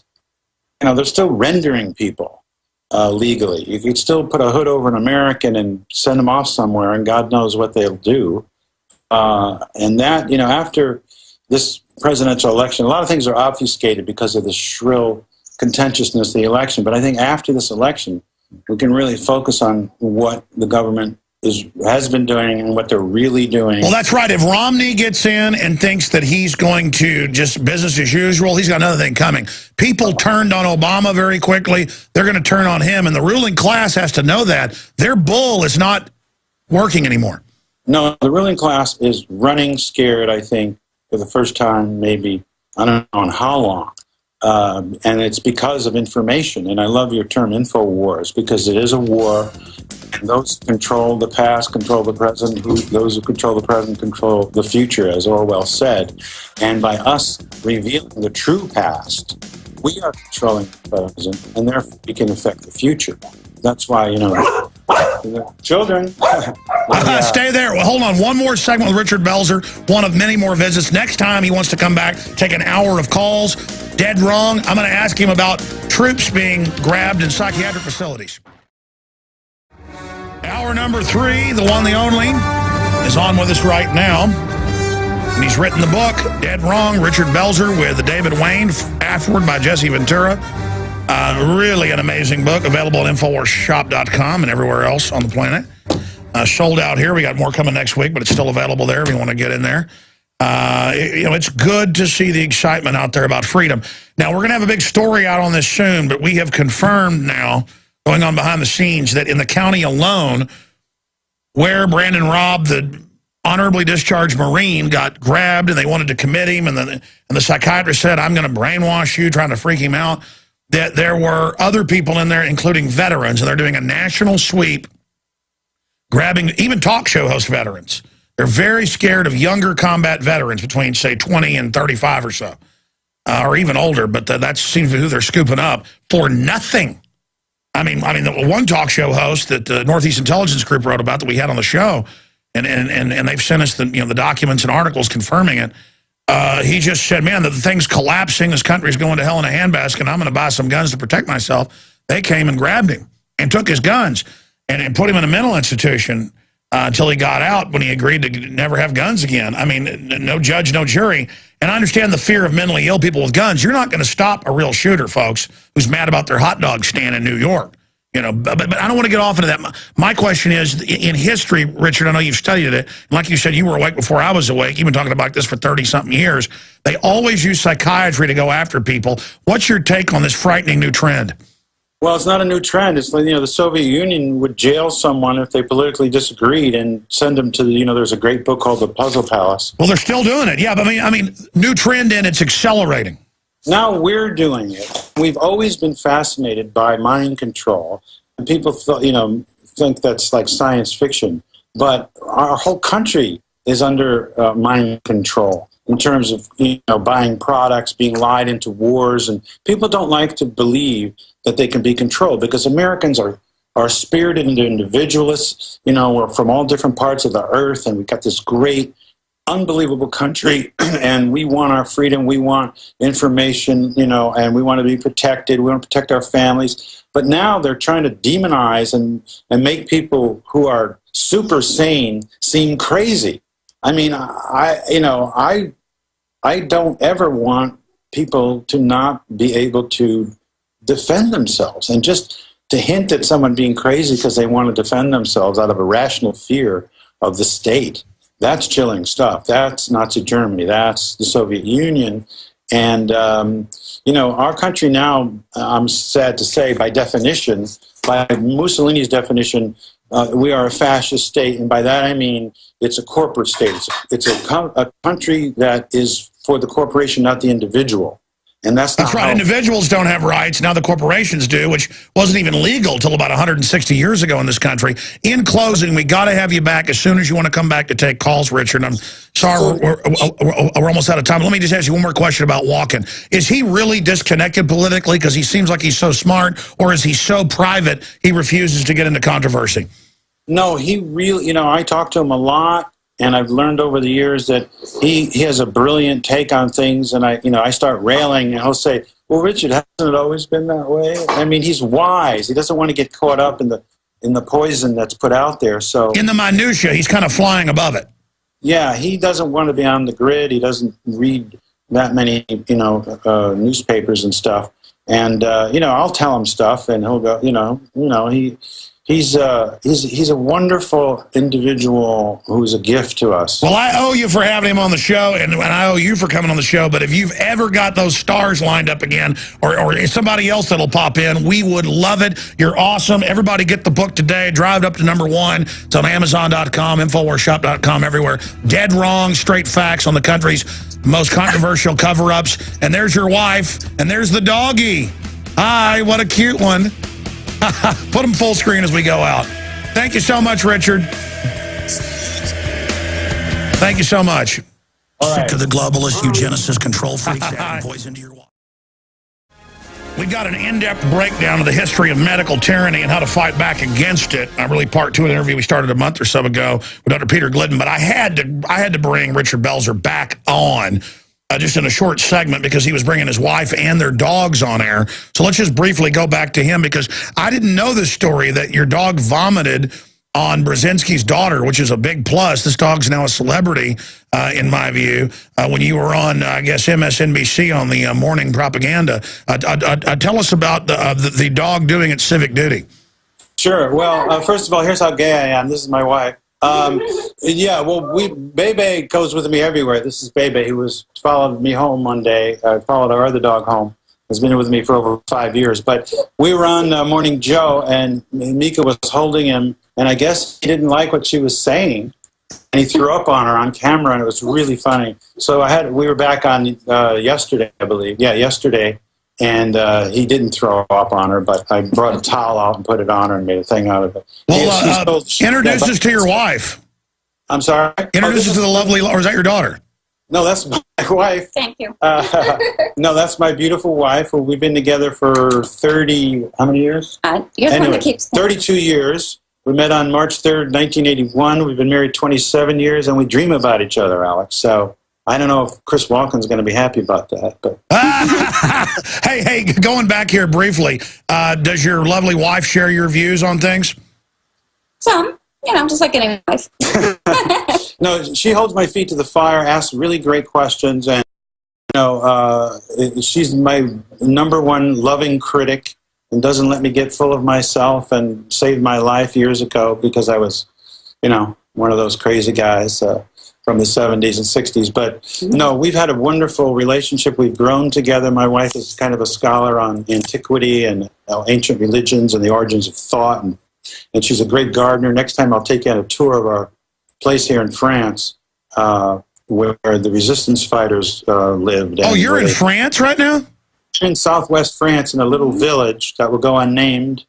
But you can come and visit. I can tell you, my wife is so jealous right now. She grew up in France because her dad was a diplomat. Well, you got to come over here. What part of France? We have two. Where in France? What part Well, of she France? lived in Paris, yeah. Well, you got to come over, man. I got 2 houses. You have privacy. Oh, you're so nice. I guess I could. The Skype's working this good. Richard, it's great talking to you and seeing your wife. Congratulations on the book, doing so well, and we'll talk to you again soon, my friend. Thanks for selling the book, and I'll talk to you soon, buddy. Well, there he goes. Richard Belzer, TV movie star, and with his wife and dogs there. Very, very interesting. Okay, shifting gears back into the hardcore subjects. Not that it wasn't hardcore enough, all those government cover-ups we were covering earlier in his book, Dead Wrong. I wanted to get Glidden back on because he really rocked the house last time he was on, I don't know, a month and a half ago or however long it was, getting into medical tyranny. And when he's saying all this stuff, I mean, I've done the research. It's dead on. But it's so hardcore the way he lays it out. So I've got a big stack of research I want to get into here right now. And there's so much medical tyranny coming down the pike. They're announcing on all these big online sites, they're not going to let people sell health stuff anymore. They're trying to restrict vitamins and mineral sales. Really, a big deal is taking place. I'm glad I actually brought that Christopher Walken thing up because that had become quite a controversy. I think it's going to be even bigger now. But we're lining up Dr. Peter Glidden, very articulate and very informed gentleman, to be joining us here in just a moment. I will tell you right now that in the whole Brandon Raub story is, we were just talking to, during the break, a few breaks ago, talking to Stuart Rhodes of Oath Keepers, and he's down at Paul Fest, which I was invited to be the keynote speaker. I just couldn't make it, but I want to thank everybody for inviting me down to Tampa. I hope the hurricane doesn't hit them. But he was saying that's the hottest issue down there, is that veterans all over are confirming they're being grabbed. That's why we've got coming on the show tonight, the nightly news. McBreen's doing the main news, but I'm doing the interview. Well, one of two. It's big nightly news tonight. We're going to have Stuart Rhodes on who can confirm. He's confirming for us. Plus, we have listeners confirming it, and we have confirmed cases. But it's big. I mean, we're talking about dozens of veterans per county are being grabbed for saying, well, I was talking to one of our crew whose dad, I was authorized to talk about this, but I still really don't want to get into it, works at a facility, and a veteran said he hated Obama, and the Secret Service showed up and demanded he be fired, and they fired him. So they don't have the power to go after you really for your speech, except for throwing you in a mental institution, or they get you fired. I mean, I've had enough of this, man. And I'm starting to really get upset about this. Now, we're going to get into the history of medical tyranny with Dr. Peter Glidden, BSND. He's the host of Fire Your MD Now, right here on the GCN Radio Network. Dr. Glidden received his BS degree from the University of Massachusetts in Amherst. He earned an ND from University of Seattle, Washington, at, I guess you say, Bastar. I hope I'm pronouncing that right. Dr. Peter Glidden is an outspoken advocate of holistic health and currently has a private practice in Illinois. He is also a member of the American Association of Naturopathic Physicians and Illinois Association of Naturopathic Physicians. But he's really an expert on minerals, vitamins, all sorts of stuff, and he gives lectures all over the world, and he joins us now, and he's also consults and works with us there on the websites InfoWarsHealth.com and InfoWarsTeam.com, and he joins us now. But first, Doc, let me bring this up here to you.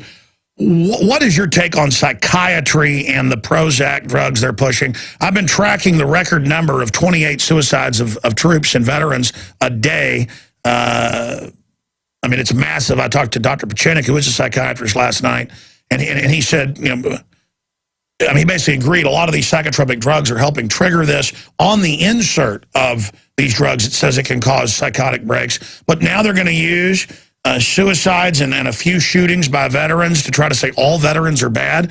I mean, next, if auto mechanics do something wrong, will they all go to jail then? Or if a dentist robs a bank, will all dentists then be under suspicion? I mean, this is pretty darn amazing. You're not supposed to discriminate on race or religion, but it's okay to discriminate if you're a veteran. You're now the #1 threat, Homeland Security says. What's your view on psychiatry now grabbing people for their free speech nationwide? Well, it's the height of hypocrisy, because the leading cause of death in the United States, to the tune of 780,000 people a year, are treatments delivered by MDs. Your MD is more dangerous than cancer. Your MD is more dangerous than a serial killer with a gun. Your MD is the leading cause of death in the United States. And we have a funny saying about psychiatry in the wonderful world of holistic medicine. Here's the way the joke goes. What's the difference between a psychiatrist and a psychologist? Well, a psychologist is a person in a completely black room looking for a black cat. And a psychiatrist is a person in a completely black room looking for a black cat that's not there. Oh, man. Well, I mean, so many times it turns out, as you know, big studies are out confirming this, but they've known for 200 years.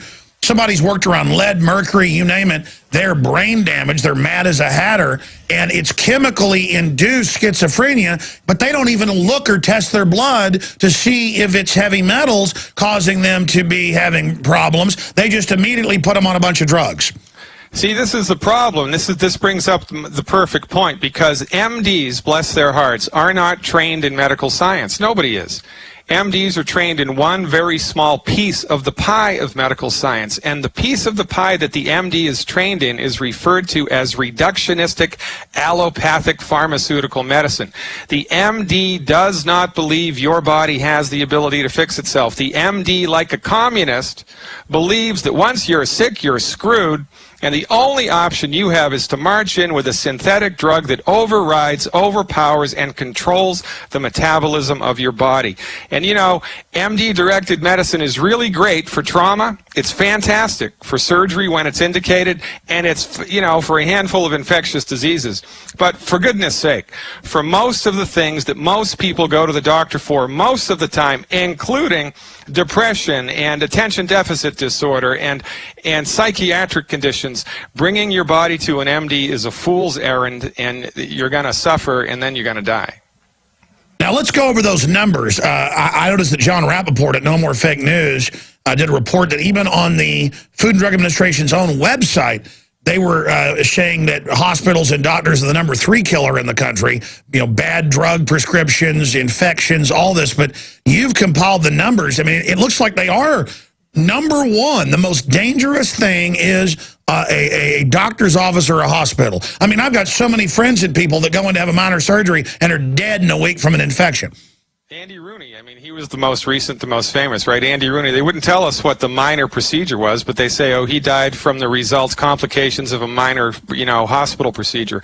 If you want to check out the numbers, there is an exhaustive 45-page report. This draws statistics from the New England Journal of Medicine, the Journal of the American Medical Association, the Lancet. For goodness sake, these are extremely prestigious medical journals. Here's how the numbers crunch, and you can download this document for free on my website. That's fireyourmdnow.com. You can download it for free. It's called Death by Medicine. MD treatment, 780,000 people a year are killed by MD treatments. Heart disease, 698,000 people a year, and cancer, 550,000 people a year, which means your medical doctor, by the numbers, is more dangerous than cancer and more dangerous than heart disease.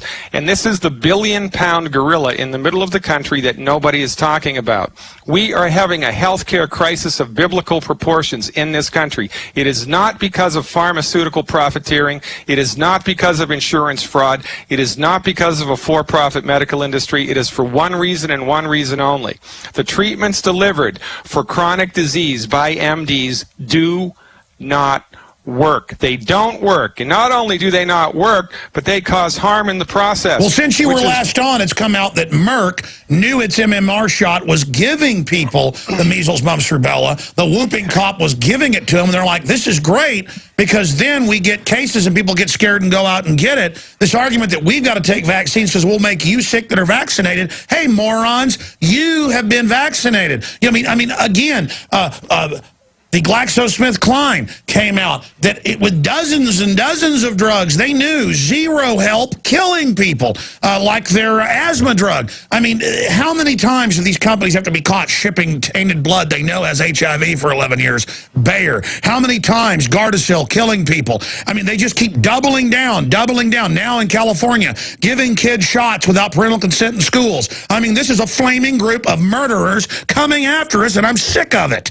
And nobody goes to jail. 3,000 people die in the Twin Towers. We go to war. 780,000 people a year are killed by MD treatment, so we don't bat a freaking eyelash. As a matter of fact, we partition the government to give us more access, to pay for access to this kind of health care. It's nonsense. It is nonsense. We have gone down the rabbit hole of our genuflection at the altar of the MD king of medicine for 100 years now, and it is quite people worship it. Why don't you, in fact, I'm going to bow to him right now. Oh, you're so good. Give us more Factor 8 filled with HIV and hepatitis. Oh, you're so good. More Gardasil doesn't protect us from the papillomavirus, but kills you. Oh, thank you. Thank you for the fluoride. Harvard admits fluoride in dozens of studies is brain damaging, is causing bone cancer. They did that in the 20s. The Soviets, the Nazis put it in the water. That's in Pulitzer Prize winning books by sure.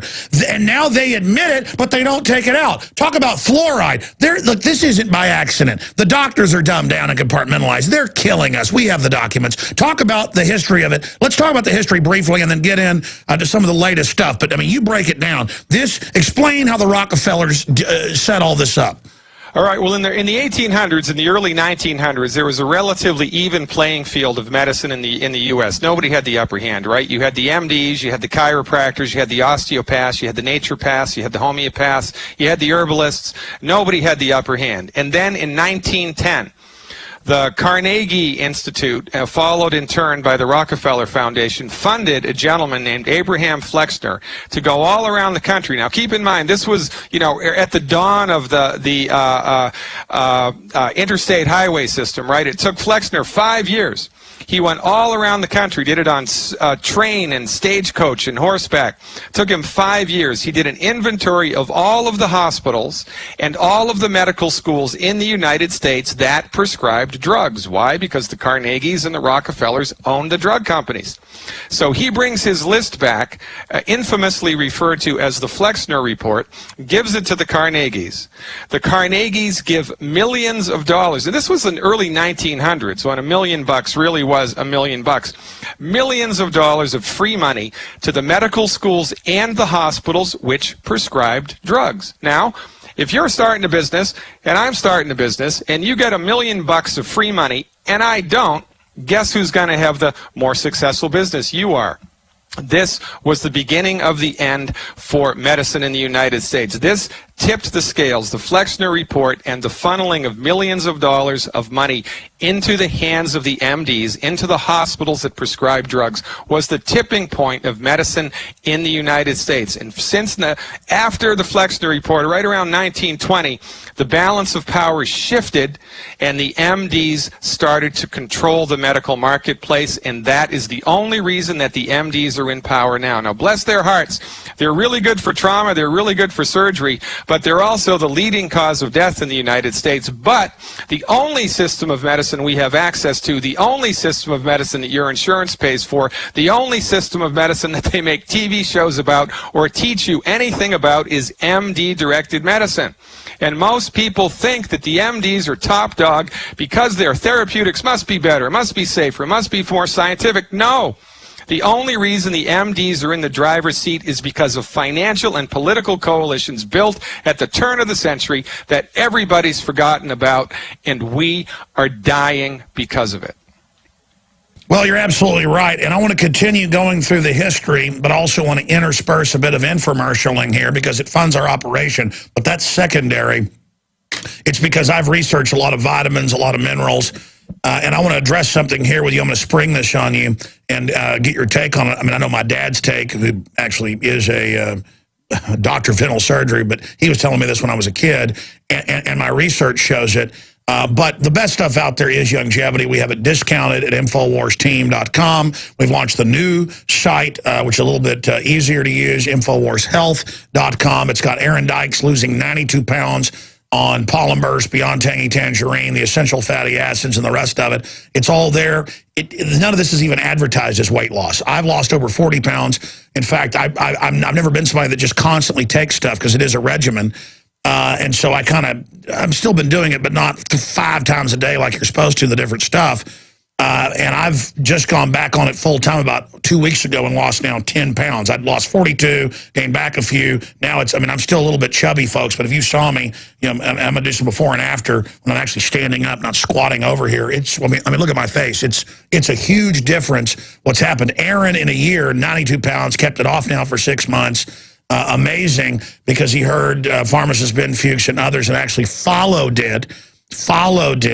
And, instead of eating that late night snack, takes their proprietary mix of essential fatty acids, the rest of it. If you go to InfoWarsTeam.com or InfoWarsHealth.com, in fact, we'll put that on screen for PrisonPlanet.tv viewers, you can sign up to be a distributor for $10 and get big discounts. You can also sign up for auto ship and get free shipping.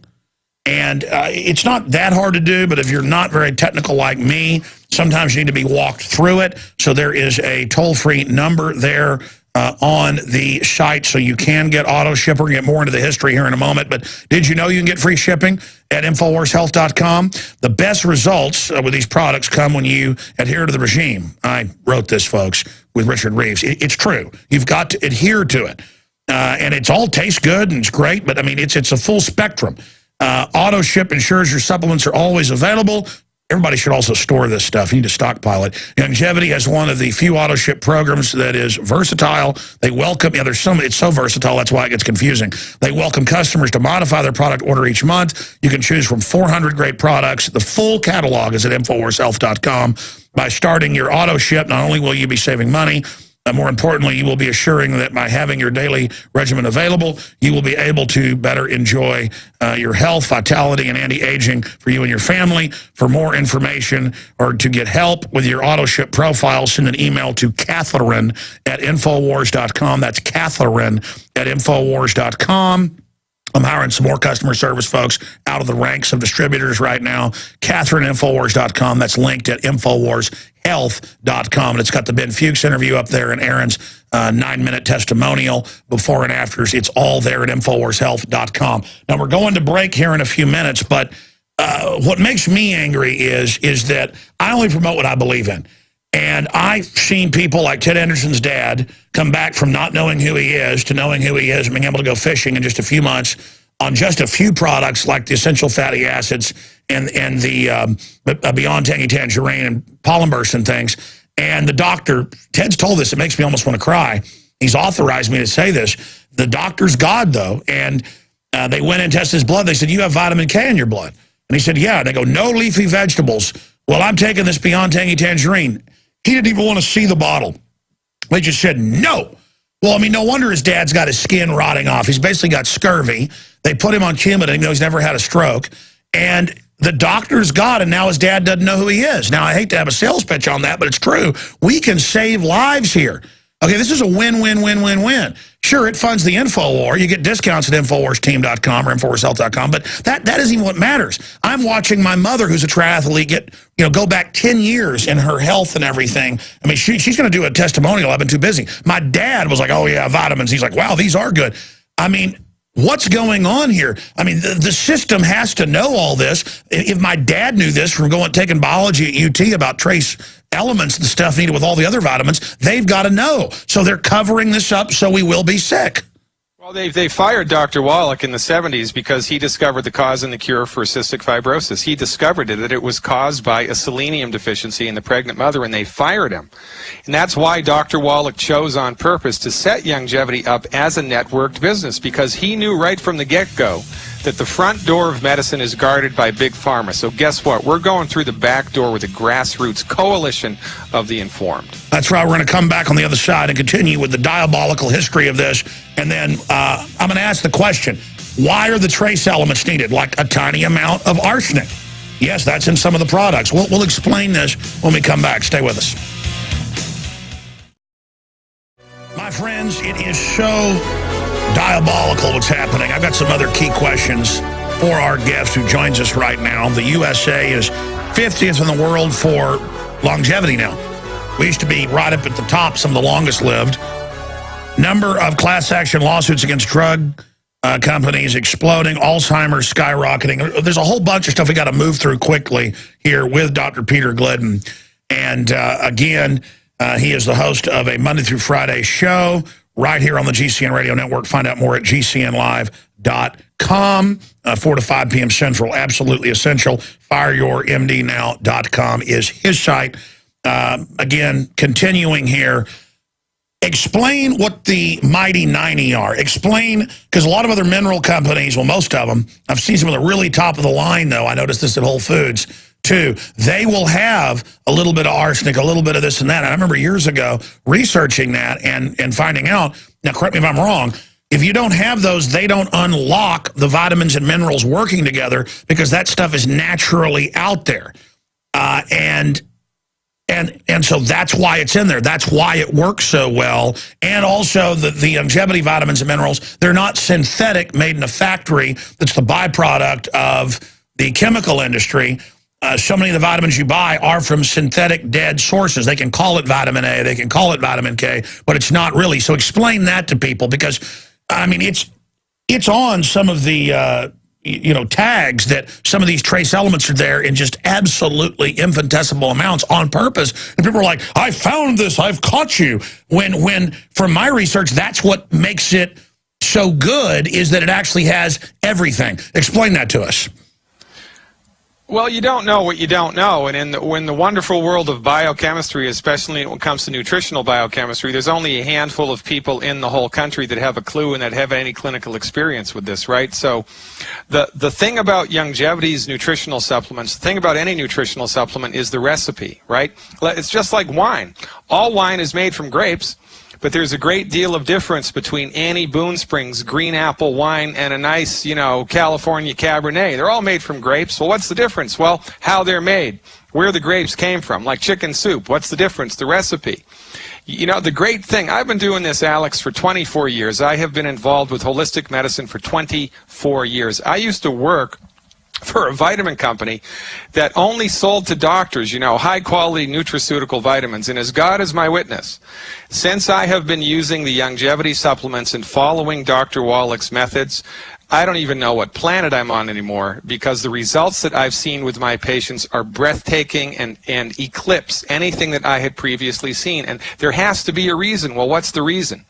The reason is the Youngevity nutritional supplements are formulated from $25 million of federally funded research, 26,000 autopsies, 10 million blood chemistries and histopathologies, and then over 3 decades of clinical application by licensed naturopathic physicians.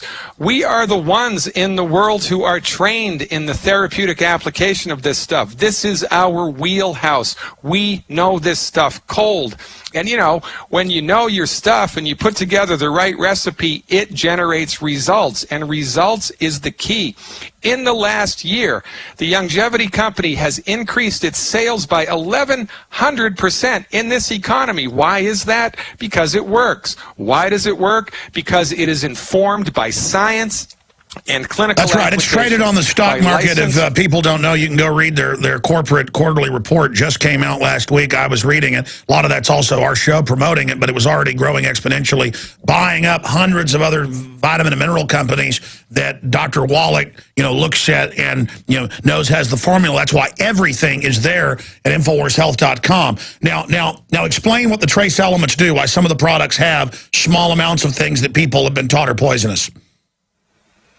Well, because, they've been taught that these things are poisonous by people that have no clinical experience with medical nutrition, and this is the problem. We get medical doctors telling people about vitamins even though they have no training. Yeah, they're saying don't even take vitamin K. They're saying that's poisonous. Yeah.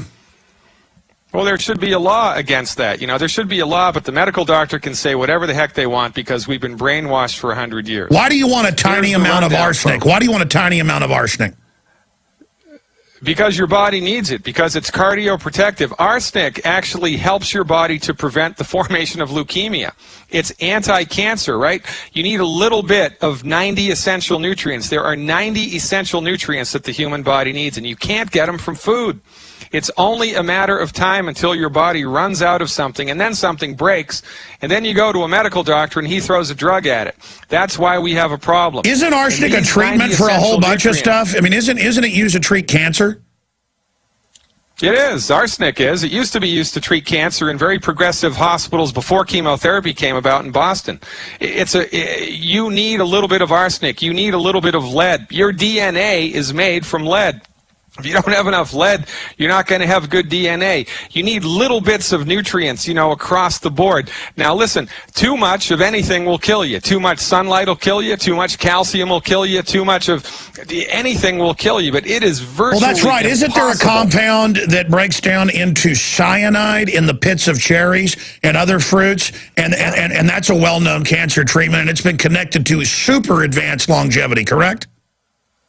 Yeah, that's correct. And see, all of this medical nutrition stuff is in the domain of information that people didn't even know they didn't know. And there's only a handful of us in the country that have clinical and scientific experience with this. This is cutting-edge stuff, folks. This is not old-fashioned medical nutrition. This is new-fashioned medical nutrition. Guess what? You need a little bit of arsenic. You need a little bit of lead. You need a little bit of chromium. And you need the full complement of 90 essential nutrients. But instead, they give us massive amounts of fluoride that blocks all that out. And according to even medical doctors I've had it on, like Dr. Blaylock, it is actually an adjuvant accelerating all the other artificial chemicals they put in the water on purpose. Explain what fluoride does in the body. Fluoride decreases your IQ. They did a retrospective study 20 years ago when they took 2 villages in India. And the only difference there were about 25,000 people in each village. The only difference was that in one village had fluoridated water, the other one did not. After they started fluoridating the water in that one village, within 5 years, the IQ of the people in that village had significantly reduced. If you're drinking fluoridated water, you are being dumbed down. Now, continuing along this line, where do you expect all of this to go? How bad do you expect all of this to get as it comes out that Big Pharma knowingly is killing us, when it comes out they're eugenicists, when it comes out that all the ultra-rich already knew about trace elements, and they had my studies 50 years ago. They already know about all this. What's going to happen? I mean, will they just keep getting away with it forever, or is there any type of reckoning? No, there's no type of reckoning. They're going to keep getting away from it forever. For goodness sake, Bayer, the Bayer Pharmaceutical Company was a member of a coalition of German pharmaceutical companies in World War II. They built a pharmaceutical plant next to one of the concentration camps. They used the inmates to experiment on. They used the inmates to make the Zyklon B gas that killed the Jews and the Gypsies and everybody else in the concentration camps. And now, one of the companies that did that, one of the companies complicit in war crimes, is selling your children aspirin for profit in the United States. There is so much money and control in the pharmaceutical industry that trying to fight them head on is a fool's errand. That's why Youngevity was set up as a grassroots network marketing company, because we're not going through the front door. We can't fight Big Pharma. Nobody can. How are we going to beat them? We're going to stop using them. Ladies and gentlemen, if you're suffering from a chronic health condition, the best possible thing you can do is fire your MD, join Youngevity, get on board with Dr. Wallach's nutritional supplements, his health recovery formulas, because healing is easy. It's easy, folks. We need to build a grassroots coalition of the informed, so you recover your health and you tell your friends and your family and your church members, and before you know it, your whole town is on this bandwagon, and before you know it, your whole state is on this bandwagon, and everybody's getting healthy. And that's how we're going to do it, because we get results where nobody else does, and that's what gets me out of bed in the morning. There's no way on God's green earth we are ever going to be able to fight the pharmaceutical industry. So what do? Just say no to drugs.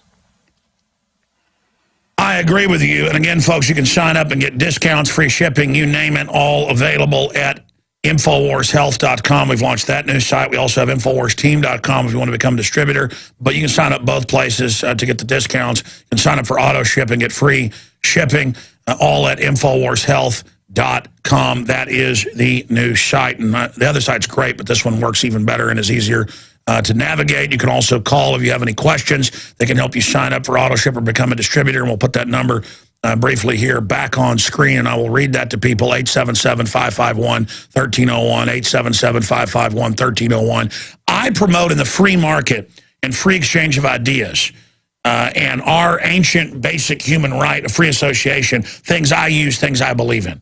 You know, guns I believe in, water filters I believe in, and that's how we fund ourselves.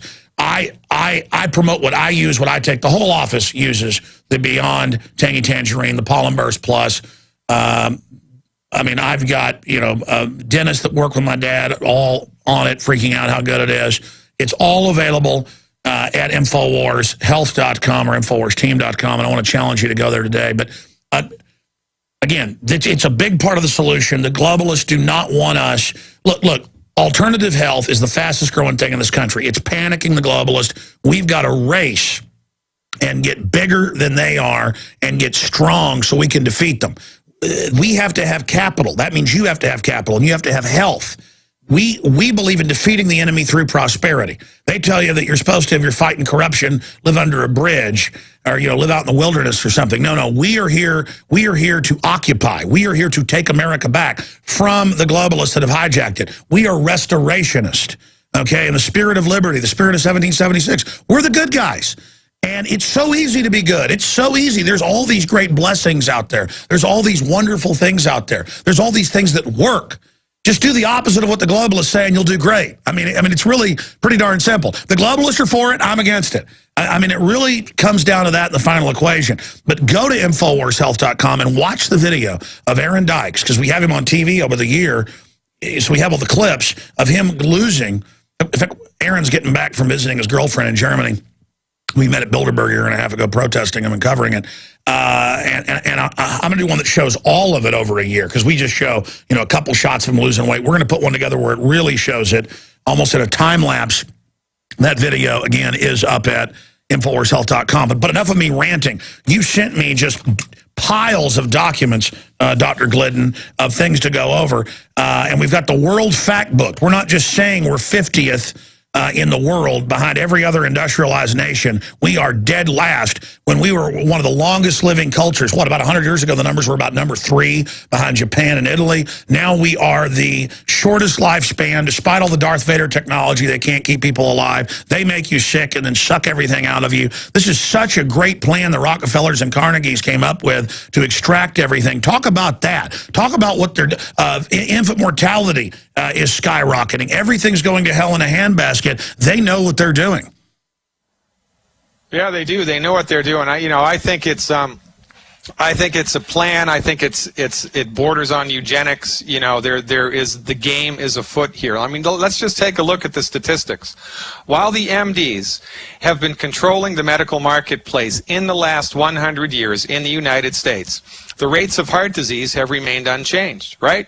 But that's in the face of $25 billion, that's billion with a B, $25 billion of statin drug sales a year, $25 billion of statin drugs a year, and heart disease rates are the same. Well, I thought heart disease was related to cholesterol. Well, no, it's not. There's no relationship between high cholesterol and heart disease. It does not exist. But guess what cholesterol is related to? Cholesterol is related to the health of your central nervous system, your brain. Cholesterol is so important to the human body, your liver makes it. 75% of your central nervous system is made from cholesterol, and guess what? 95% of the part of your brain that's affected by Alzheimer's disease is made from cholesterol. So when you drive cholesterol into the ditch with statin drugs, fat-free diets, and exercise, imagine that. Heart disease remains unchanged, but Alzheimer's has skyrocketed from obscurity to the 6th leading cause of death. From our point of view, Alzheimer's is a cholesterol deficiency, which is generated by your And by the way, retired top brain surgeon who did the research, and Dr. Blaylock agrees with you. He says it is a crime. It is basically a chemical weapon that literally rots your brain. And now they've got a war against egg yolks. Now they're going after what many doctors have described as the perfect food, skewing all these numbers. I had Ben Fuchs on last week going over those fraudulent numbers. I mean, they are assaulting everything good. It's crazy. And, you know, autism used to be 1 out of 10,000 kids born autistic. Now it's 1 out of 88. 1 out of 88. Obesity. 30% of the country is obese. It's tripled in the pediatric population in the last 20 years, all while the MDs have been driving the bus. And what do? We continue to go back to them. We continue to give them our hard-earned money every month, even when we don't see them in the form of medical insurance. People act like it's a treat to take their kids to the doctor every week for no reason. People act like it's a treat to be put on all these drugs. People, they just love it. It's like worshiping them. It's like It is. This is how bad it's gotten. I mean, we genuflect at this altar all the time. It has been brainwashed into our brains that the medical doctor knows what's best for you, but they don't. They only know what they've been trained. And by the way, let me just politely correct you. That number's about 2 years old, you gave, of the 1 in 80 something. We've got WebMD here. These numbers just came out a few months ago. It's now 1 in 50 something with boys. We'll put it back on screen there here in just a moment, because I almost corrected you when you said that, and then they actually pulled it up. Yeah, autism hits 1 in 88 kids on average, 1 in 54 boys, and some numbers are now 1 in 30-something boys and 1 in 50-something if you average them together. I know South Korea is even worse, but the point is that boys don't have as strong a blood-brain barrier. I've had medical doctors on, and all the stuff we're doing, the GMO, the shots, all of it, it's going into the brain. From your research, and I know it's a cocktail, what's causing the explosion of neurological disorders? Wheat, barley, rye, and oats. Wheat, barley, rye, and oats. Let me say that one more time. Whole wheat, barley, rye, and oats. Oatmeal. That's right, folks. Oatmeal. The gluten protein in these grains is almost impossible for your digestive system to digest. And so guess what? It doesn't. When you get undigested gluten rumbling through your intestinal tract, it destroys the tissue that absorbs nutrients. Gluten accelerates nutrient deficiency diseases and makes you sick. And it makes toxic compounds that your kids are drunk on, basically, that brain damages them. We'll be right back. Stay with us. More key intel straight ahead. InfoWarsHealth.com. The revolution starts there in health. We'll be back. Well, my friends, this has really moved quickly. Diabetes. I want to talk about this with Dr. Glidden. They talk about type 2 being up in some groups more than 3,000%. Cancer is off the charts pediatric, off the charts everywhere else. The U.S. is leading the world now in brain cancer, skin cancer, colon cancer, liver cancer. I mean, just everything. What is going on? What is happening on that front? Because I've looked at analysis that Americans ate more calories in the 50s and 60s. I mean, that was unhealthy. It was chicken fried steaks every night, big hamburgers. People were skinny as rails. I mean, I talked to my grandmother about what they ate. People pigged out. People drank, Coca-Cola with cocaine in it. Now, people are just blowing up. What's happening there? Well, all chronic disease is caused by nutrient deficiencies. This is our biggest message here, right? Type 2 diabetes, high blood pressure, obesity, fibromyalgia, arthritis. All of these conditions have their roots in not enough nutrients. Now, the body has the need for 90 essential nutrients, and it is impossible to get all 90 of those nutrients just from food. You can't do it, because the lion's share of the nutrients, the minerals, 60 minerals your body needs every day, like calcium and selenium, those are only found in the soil. Animals can't make minerals, and plants can't make minerals. If the mineral isn't in the soil, it's not in the plant. If it's not in the plant, it's not in you. It's not in the cow. It's not in the cow's milk, whatever. Unless you're supplementing with a good, high-quality nutritional supplement, it is only a matter of time until your body runs out of the stuff that it needs, and then something breaks. Selenium is a perfect example. Selenium supplementation was proven in 1998 and published in the Journal of the American Medical Association by a guy named Larry Clark. Selenium supplementation at 200 micro. All right, we just lost his Skype for a moment. Start over. Your Skype cut out there for a second, Doc. All right, breast cancer, selenium supplementation reduces the occurrence of breast cancer by 82%. It reduces the occurrence of prostate cancer. But instead, let's not tell the women. Instead, let's just not tell them and not ask, why is everybody getting breast cancer? It's, oh, let's just try to find a cure. Well, how about don't get it and take selenium? And how about the cure was proven to be ineffective in an exhaustive 14-year study that was published 5 years ago in the Journal of Clinical Oncology. They did a 14-year study. They looked at adults who had developed cancer and were treated with chemotherapy. And their results, which were published in the Journal of Clinical Oncology, 97% of the time, chemotherapy does not work. And instead kills you, and instead kills you. 97% of the time. And instead kills you, but now they're taking people, now they're making everybody take chemotherapy. It's crazy. I mean, medicine in the United States is not results-driven, it is profits-driven. And you need to understand that. Everybody listening needs to understand that. When you're putting your toe into an industry, in the waters of an industry that's for profit, man, it's just, you need help.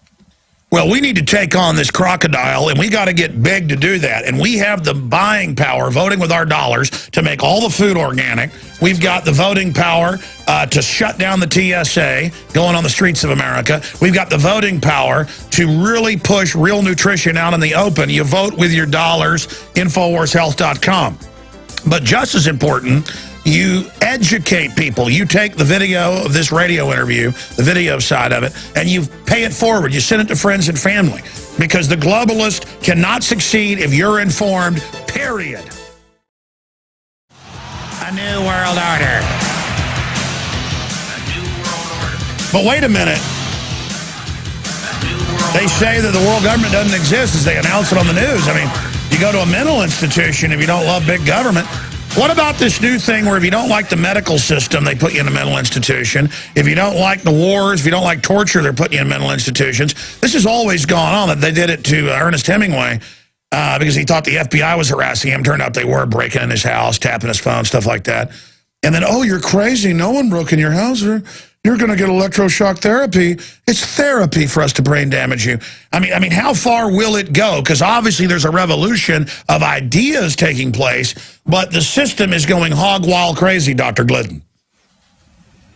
Forewarned is forearmed, Alex, and knowledge is power, and you don't know what you don't know. And as God is my witness, when it comes to medical nutrition, healing is easy.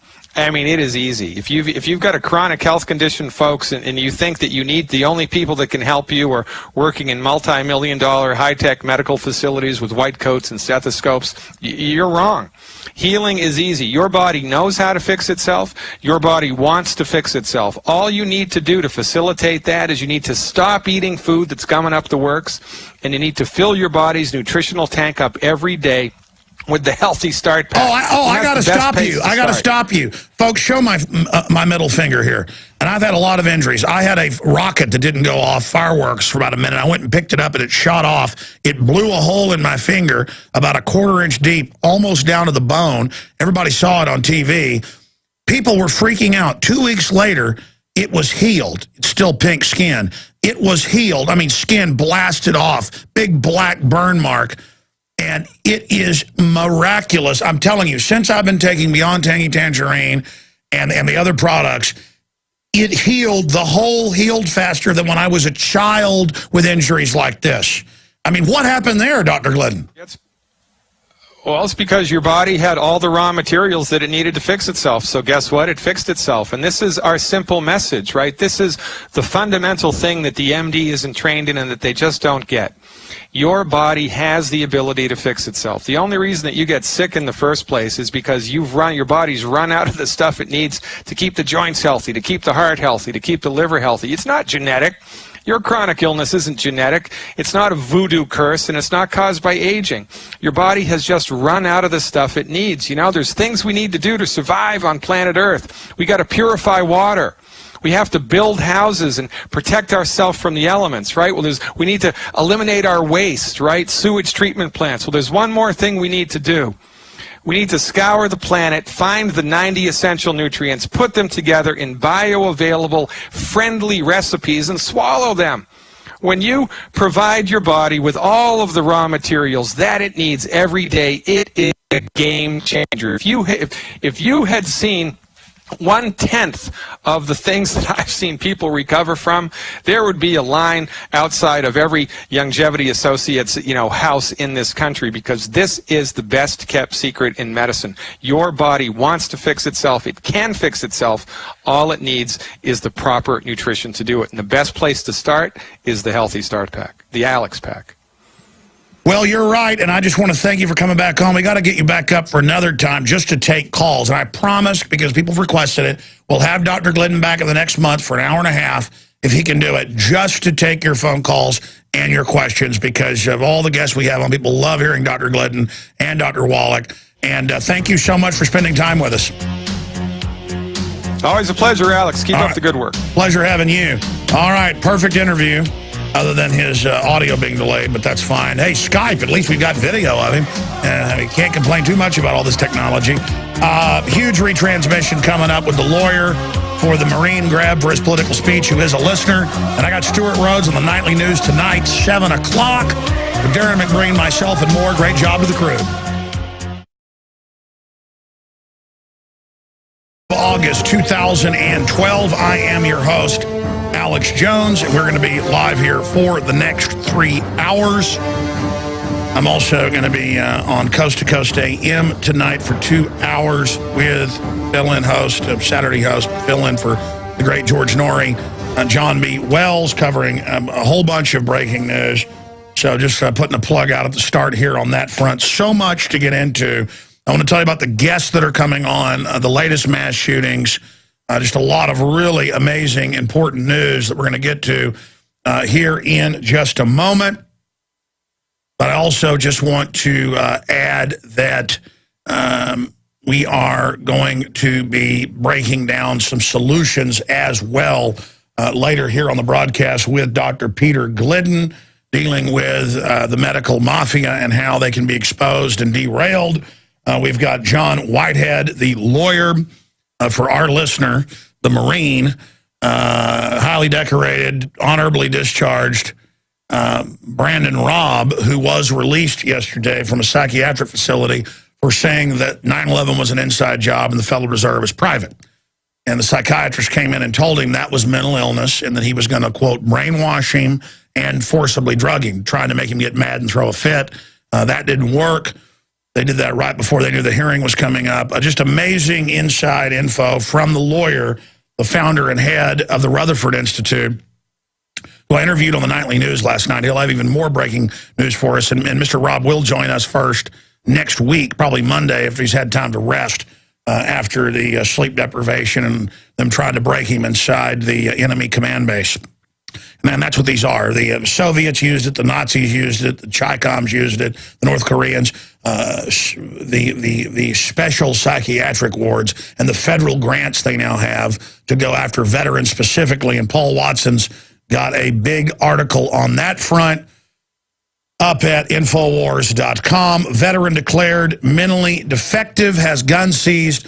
A national pattern is developing of veterans being targeted and having their firearms taken. No judge, no jury. If you show any political acumen or make any political statements, they come after you and come after you big time. In fact, Watson is just a very prolific writer and researcher, and that's a great headline. I know he's listening, so I'll just operate as editor, override editor here on air. Let's put that headline back up for me. Thank you. Veteran declared mentally defective, has gun seized. News of similar cases emerges day after release of Brandon Raub. Yeah, I think that's a good headline. But my point is, it's definitely a national trend has emerged. They are targeting veterans for no reason, extrajudicially, for mild statements about, I think things are about to collapse. We better get ourselves in gear and get ready.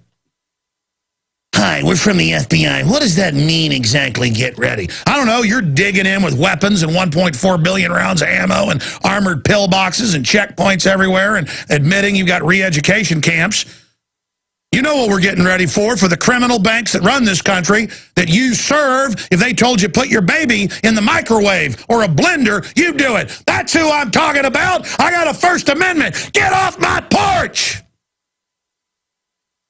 That's what I'm talking about. We're in this shape because we haven't gotten angry and used our First Amendment. A First Amendment's a weapon. You better get that through your head and use it. Don't apologize for it. Get aggressive. Or this, and you FBI agents and all the rest of you following these stupid orders, you better start saying no. I've seen the ATF video that wasn't supposed to be released where the director's going, we're going to grind down on the people. You better watch it. You don't whistleblow outside this agency. Well, all they do is demote you or fire you if you whistleblow with that group of criminals.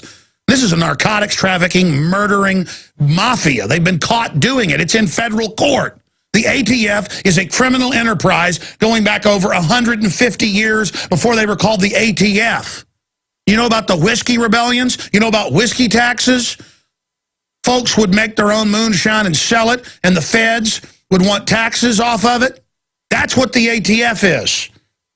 The ATF was murdering bounty hunters that would go around robbing families, not just people running stills, but they would go in and just take whatever they wanted at your farm. The ATF is a criminal organization, period. Period. Of course they were involved in Waco, Ruby Ridge. Of course they were running Oklahoma City. Of course they ran Fast and Furious. Of course they've been caught shipping in thousands of tons of drugs. On record, it comes out in the El Paso Times, Chicago Tribune. None of them get in trouble. You think it's fun to get up here and expose known murdering gang? A pack of criminals? It's got to be done, though, okay?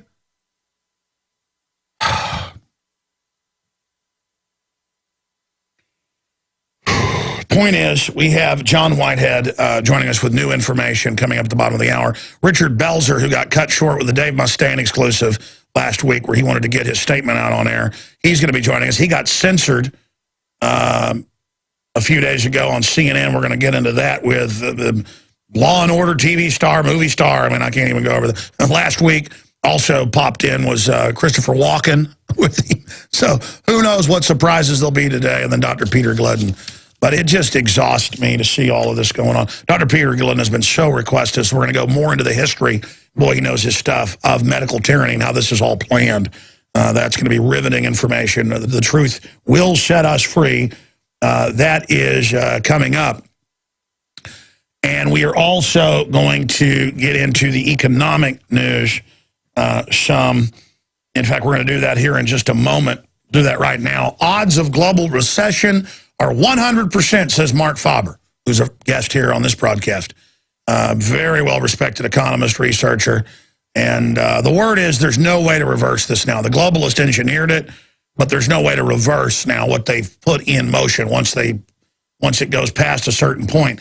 And that's why they're arming up to the teeth against us. But if we try to dig in and get ready, well, we're bad. We're supposed to just live in New York or Chicago and have gangs feeding on us and thug police feeding on us and have that as the new model of America. You notice who runs America. The mafia out of Chicago and the mafia out of New York and the mafia out of D.C. and the model of hell that they've created is what they're exporting into every town and city. They come and train our police, and we now operate like they do. What a joke.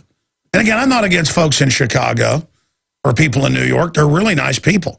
But they have just been in a culture of corruption so long. I've actually studied the anthropology, the sociology of Chicago and New York. You know why those cities are so corrupt, right?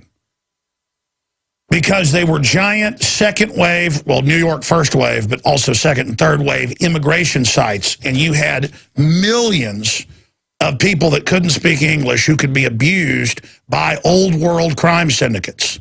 They were not the original Puritans that founded this country, who weren't perfect either, but would die trying or succeeding. I mean, they would either stand up against you if you tried to enslave them or die fighting against it. And had some of their own forms of tyranny. But the point is, those people wouldn't put up with anything. And that's what caused 1776 and the rest of it. But you got these second and third and fourth wave immigrants coming in with the organized crime behind them, feeding on them and just taking over. So this un-American system has grown up out of these cities. And these were great immigrants from Ireland and Germany and Italy and Romania and all these places. It's just that they came here, Greek, you name it, but with the crime behind them. And this is the system they run of patronage and mafia and control, and I don't like it. And it doesn't fly down here in Texas, I'll tell you that right now. One of the last vestiges of what this country was founded on.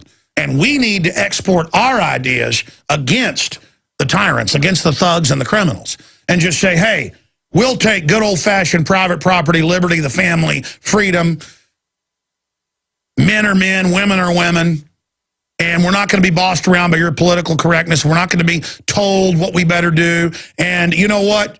You want to fight, you got one. How's that sound? You want to fight, you got one, okay? We're not here to be run over, and we're not backing down, and whatever happens, happens. We're all in. How do you like that, scum? And we're going to call you out 100%. We're done. We're done, dirtbag criminals. We're done. We're not intimidated. We're not scared. And you know it. You know it. So you go ahead and start your fights so we have the moral authority. And when you bomb stuff and try to blame it on us, we're going to expose it's you. We're going to get you, and you know it. You're all going to jail like Bernie Madoff and Ken Lay. You bit off more than you can chew, and you could feel it all collapsing underneath you, can't you? Go ahead and buy another 1.4 billion bullets. Go ahead, blow up another federal building and blame it on us. It isn't going to fly. Go ahead and shut the internet off.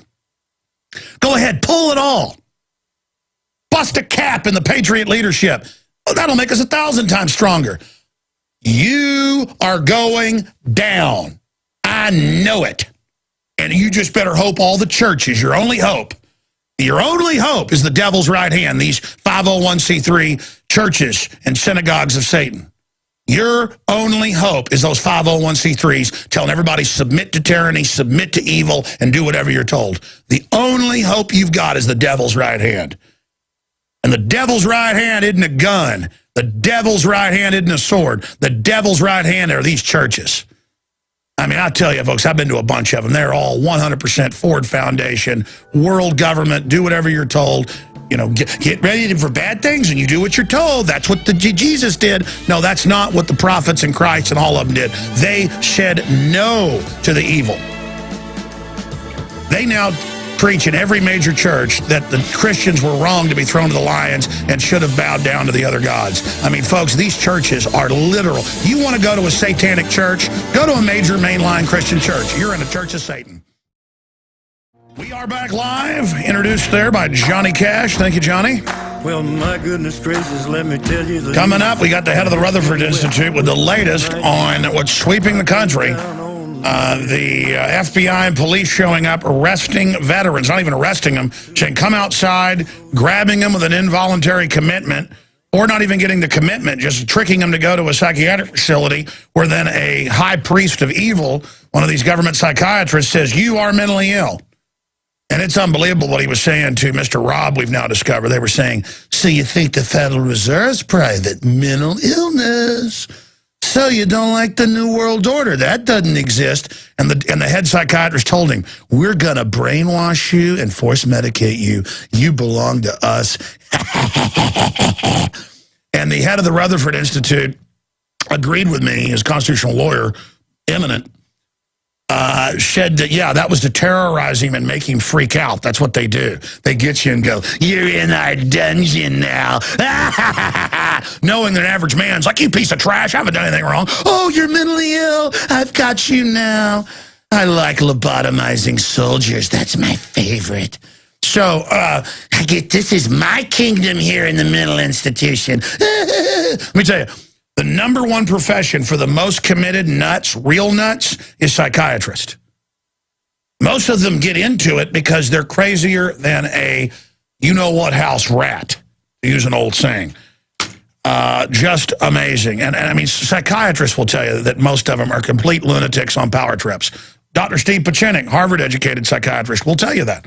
They are nuttier than Toucan Sam from Fruit Loops. And he's pretty darn nutty, isn't he?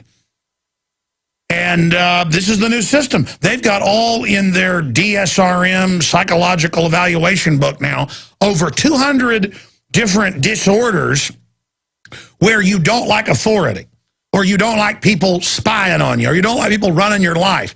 Oh, Alex Jones is paranoid. He thinks that the government's spying on him.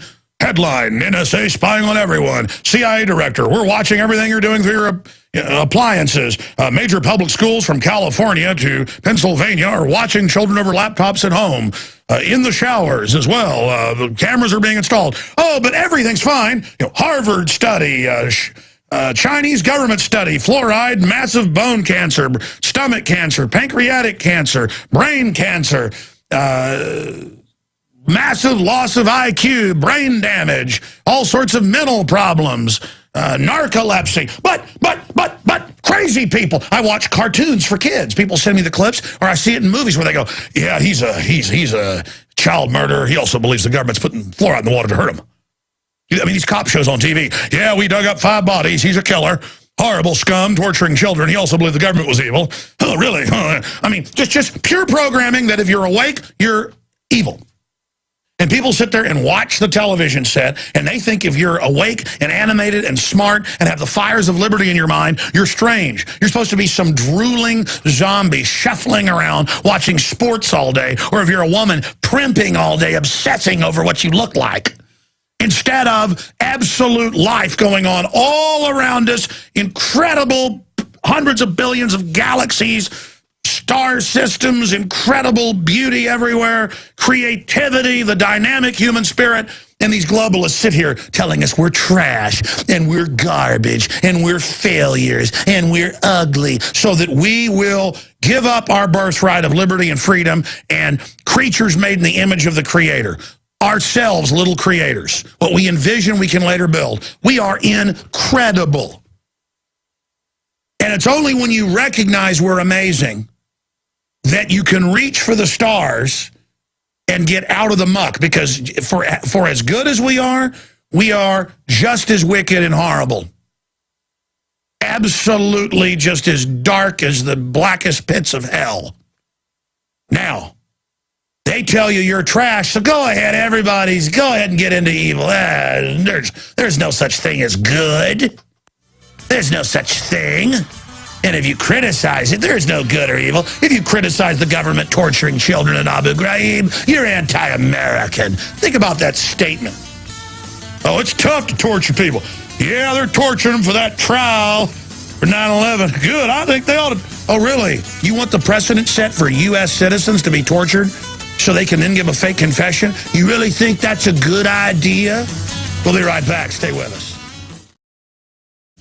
Okay, a couple program notes, and then I'll hit several news stories that are coming up, and then we are going to our guest, the lawyer, the founder of the Rutherford Institute, who helped carry out a little bit of justice and get a honorably discharged, no criminal record, no mental history Marine out of the mental institution because he said the Federal Reserve was private. Oh, that turns out we're now learning that was the big no-no. Oh, no, that's not private. The police are coming. So we're going to be getting into some of that. Kurt Nimmo has an article breaking that down. Brandon Raub, persecuted for telling the truth about the Federal Reserve. So there you have it. And he said 9/11 was an inside job, an even bigger crime.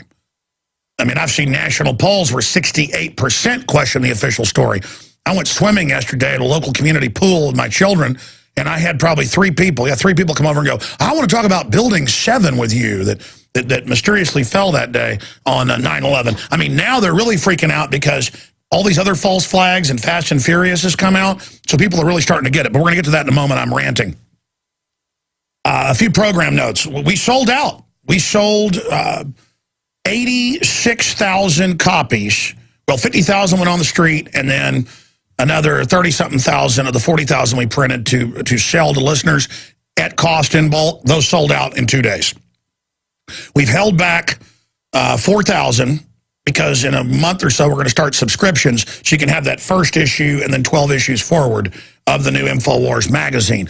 But there's still a way to get it. Every day we're just going to keep sending it out in the news alert blast that goes out in the afternoon with articles and breaking news. Sign up at Infowars.com/newsletter.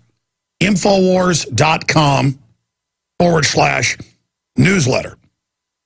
And if you go to Infowars.com/newsletter, just put in your email. We will send you a digital copy in several different programs where it's just like paper. You can flip it. You can click on the links. So it's kind of, beyond print 2.0. We put 50,000 on the streets of Austin. They've almost all been picked up everywhere. There's been like a run on them. So obviously we're going to have to increase the price of the introductory advertising. I knew that because I'm going to have to print more. I have to make the money to be able to print enough. We might put out 200,000 next month. I don't know. And we're going to have franchisees. We're going to get other versions printed all over the country. Very exciting. That's happening. But if you didn't get an inaugural issue, we think 4,000, we probably won't get more than 4,000 people that sign up right away for subscription. So we got 4,000 of them back. And again, I would have printed hundreds of thousands more, but I don't have the shipping crew to do it. So we're going to have to make some changes if this keeps growing that fast. Okay, enough from me on that subject. Coming up, we'll get into some of the shootings around the country that are in victim disarmament zones, total gun bans in New York, couple shootings over hot dog stands and people fighting as the depression gets worse. Now they're hyping that. But not 19 killed overnight in Chicago and gang-related stuff. That's kept real quiet. But they want to hype up the other things so Bloomberg can sue people for their guns. Now, we're going to the founder back in the 80s of one of the preeminent civil rights groups out there that across the board, he writes for LouRockwell.com as well, whether you're conservative, liberal, libertarian, constitutionalist, socialist, devil worshiper, I guess everything, he will support your rights, and his group of lawyers will. John Whitehead joined us last night with some chilling info. Wanting to recap. He went in before the judge, pointed out that Mr. Raub was completely cogent and didn't do anything wrong. This is a dangerous precedent. We've now learned it's a national thing that's happening all over. Talk show hosts we've had on are being grabbed and taken and having their guns taken for saying, man, the economy's collapsing, I'm buying more guns. This is how the Soviet Union did it. It's very chilling. Brandon Raub persecuted again, and the head of the Rutherford Institute went in there yesterday, got him out. The judge, repudiated what they'd done. But there's not that many good judges like this. So to give us the latest update, but also recap what's happened, the chilling behavior of the psychiatrist.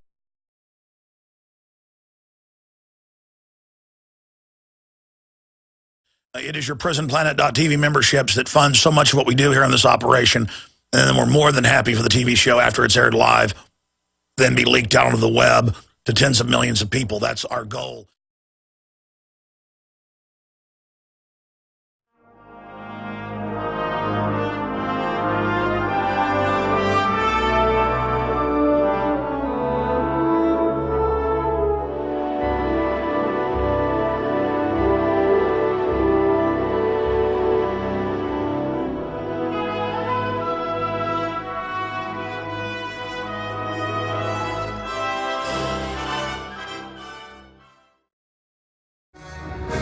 My friends, we've got mass shootings going on around the country, and the usual refrain is ban our guns. Out of 312 million people, you might have 100 people a year, maybe in the worst years, dying what they call a mass shooting. That's above 5 people. And in most cases, it's gang-related. The numbers are less than 20 in crazy man-related stuff. It's gang-related, then it's work-related, then it's crazy people on Prozac. That's the statistics. You can look it up. In fact, I have some of them here in front of me. Kurt Nimmo wrote an article about it a few weeks ago and another one just a few days ago going over the statistics of that. Gunman kills co-worker and bystander at Empire State Building, wounds 7 others before cop shoots him. Now, that's in a city where it's illegal to own a gun, unless you're a gangster and pay hundreds of thousands of dollars to politicians for them to give you a little permit. First they said, oh, everybody can have a gun, just get a permit. And then, oh, we don't give permits out anymore. So it has one of the highest crime rates in the country. Now, who has the highest crime rate in the world, though, is Chicago. where they have just absolute draconian anti-gun laws, gun bans like Washington, D.C., which is, after Chicago, the next highest crime rate, then New York, as you know. And it's all places where they have victim disarmament. And the court, of course, ruled years ago you can have a gun in D.C., but the city never really changed the laws. They don't care. They're criminals. So they had 2 shootings in New York. It's a long, hot, dirty summer. You know, a lot of grunge, a lot of people angry, a lot of hot concrete melting through people's shoes and melting into their tempers. And so we also had a shootout over a hot dog stand, over guys fighting over territory over that. Things are getting rough out there in the deep global recession / depression, and you're going to see people fraying at the edges. In fact, in Chicago, 19 people were shot overnight. That's in the Chicago Tribune. Now, that story is hardly in the news. But you would think the end of the world came because the Empire State's Building. Oh, my gosh, somebody went and shot a coworker and then threw a fit and shot some more people, injuring them. Thank God they're not dead. And then the cops kill them, and they use him in the number of 2 dead. Speaking of that, the Norway shooter has been found to be sane, is going to be given, 12 to 20 years. My goodness, that guy should be getting life in prison. But that's how this whole system works, where they let violent offenders out and throw the book at nonviolent offenders. That's the liberal way. It's not liberal. It's designed to destroy society. They know exactly what they're doing. It's designed to rot society. But 19 people shot in overnight shootings across Chicago.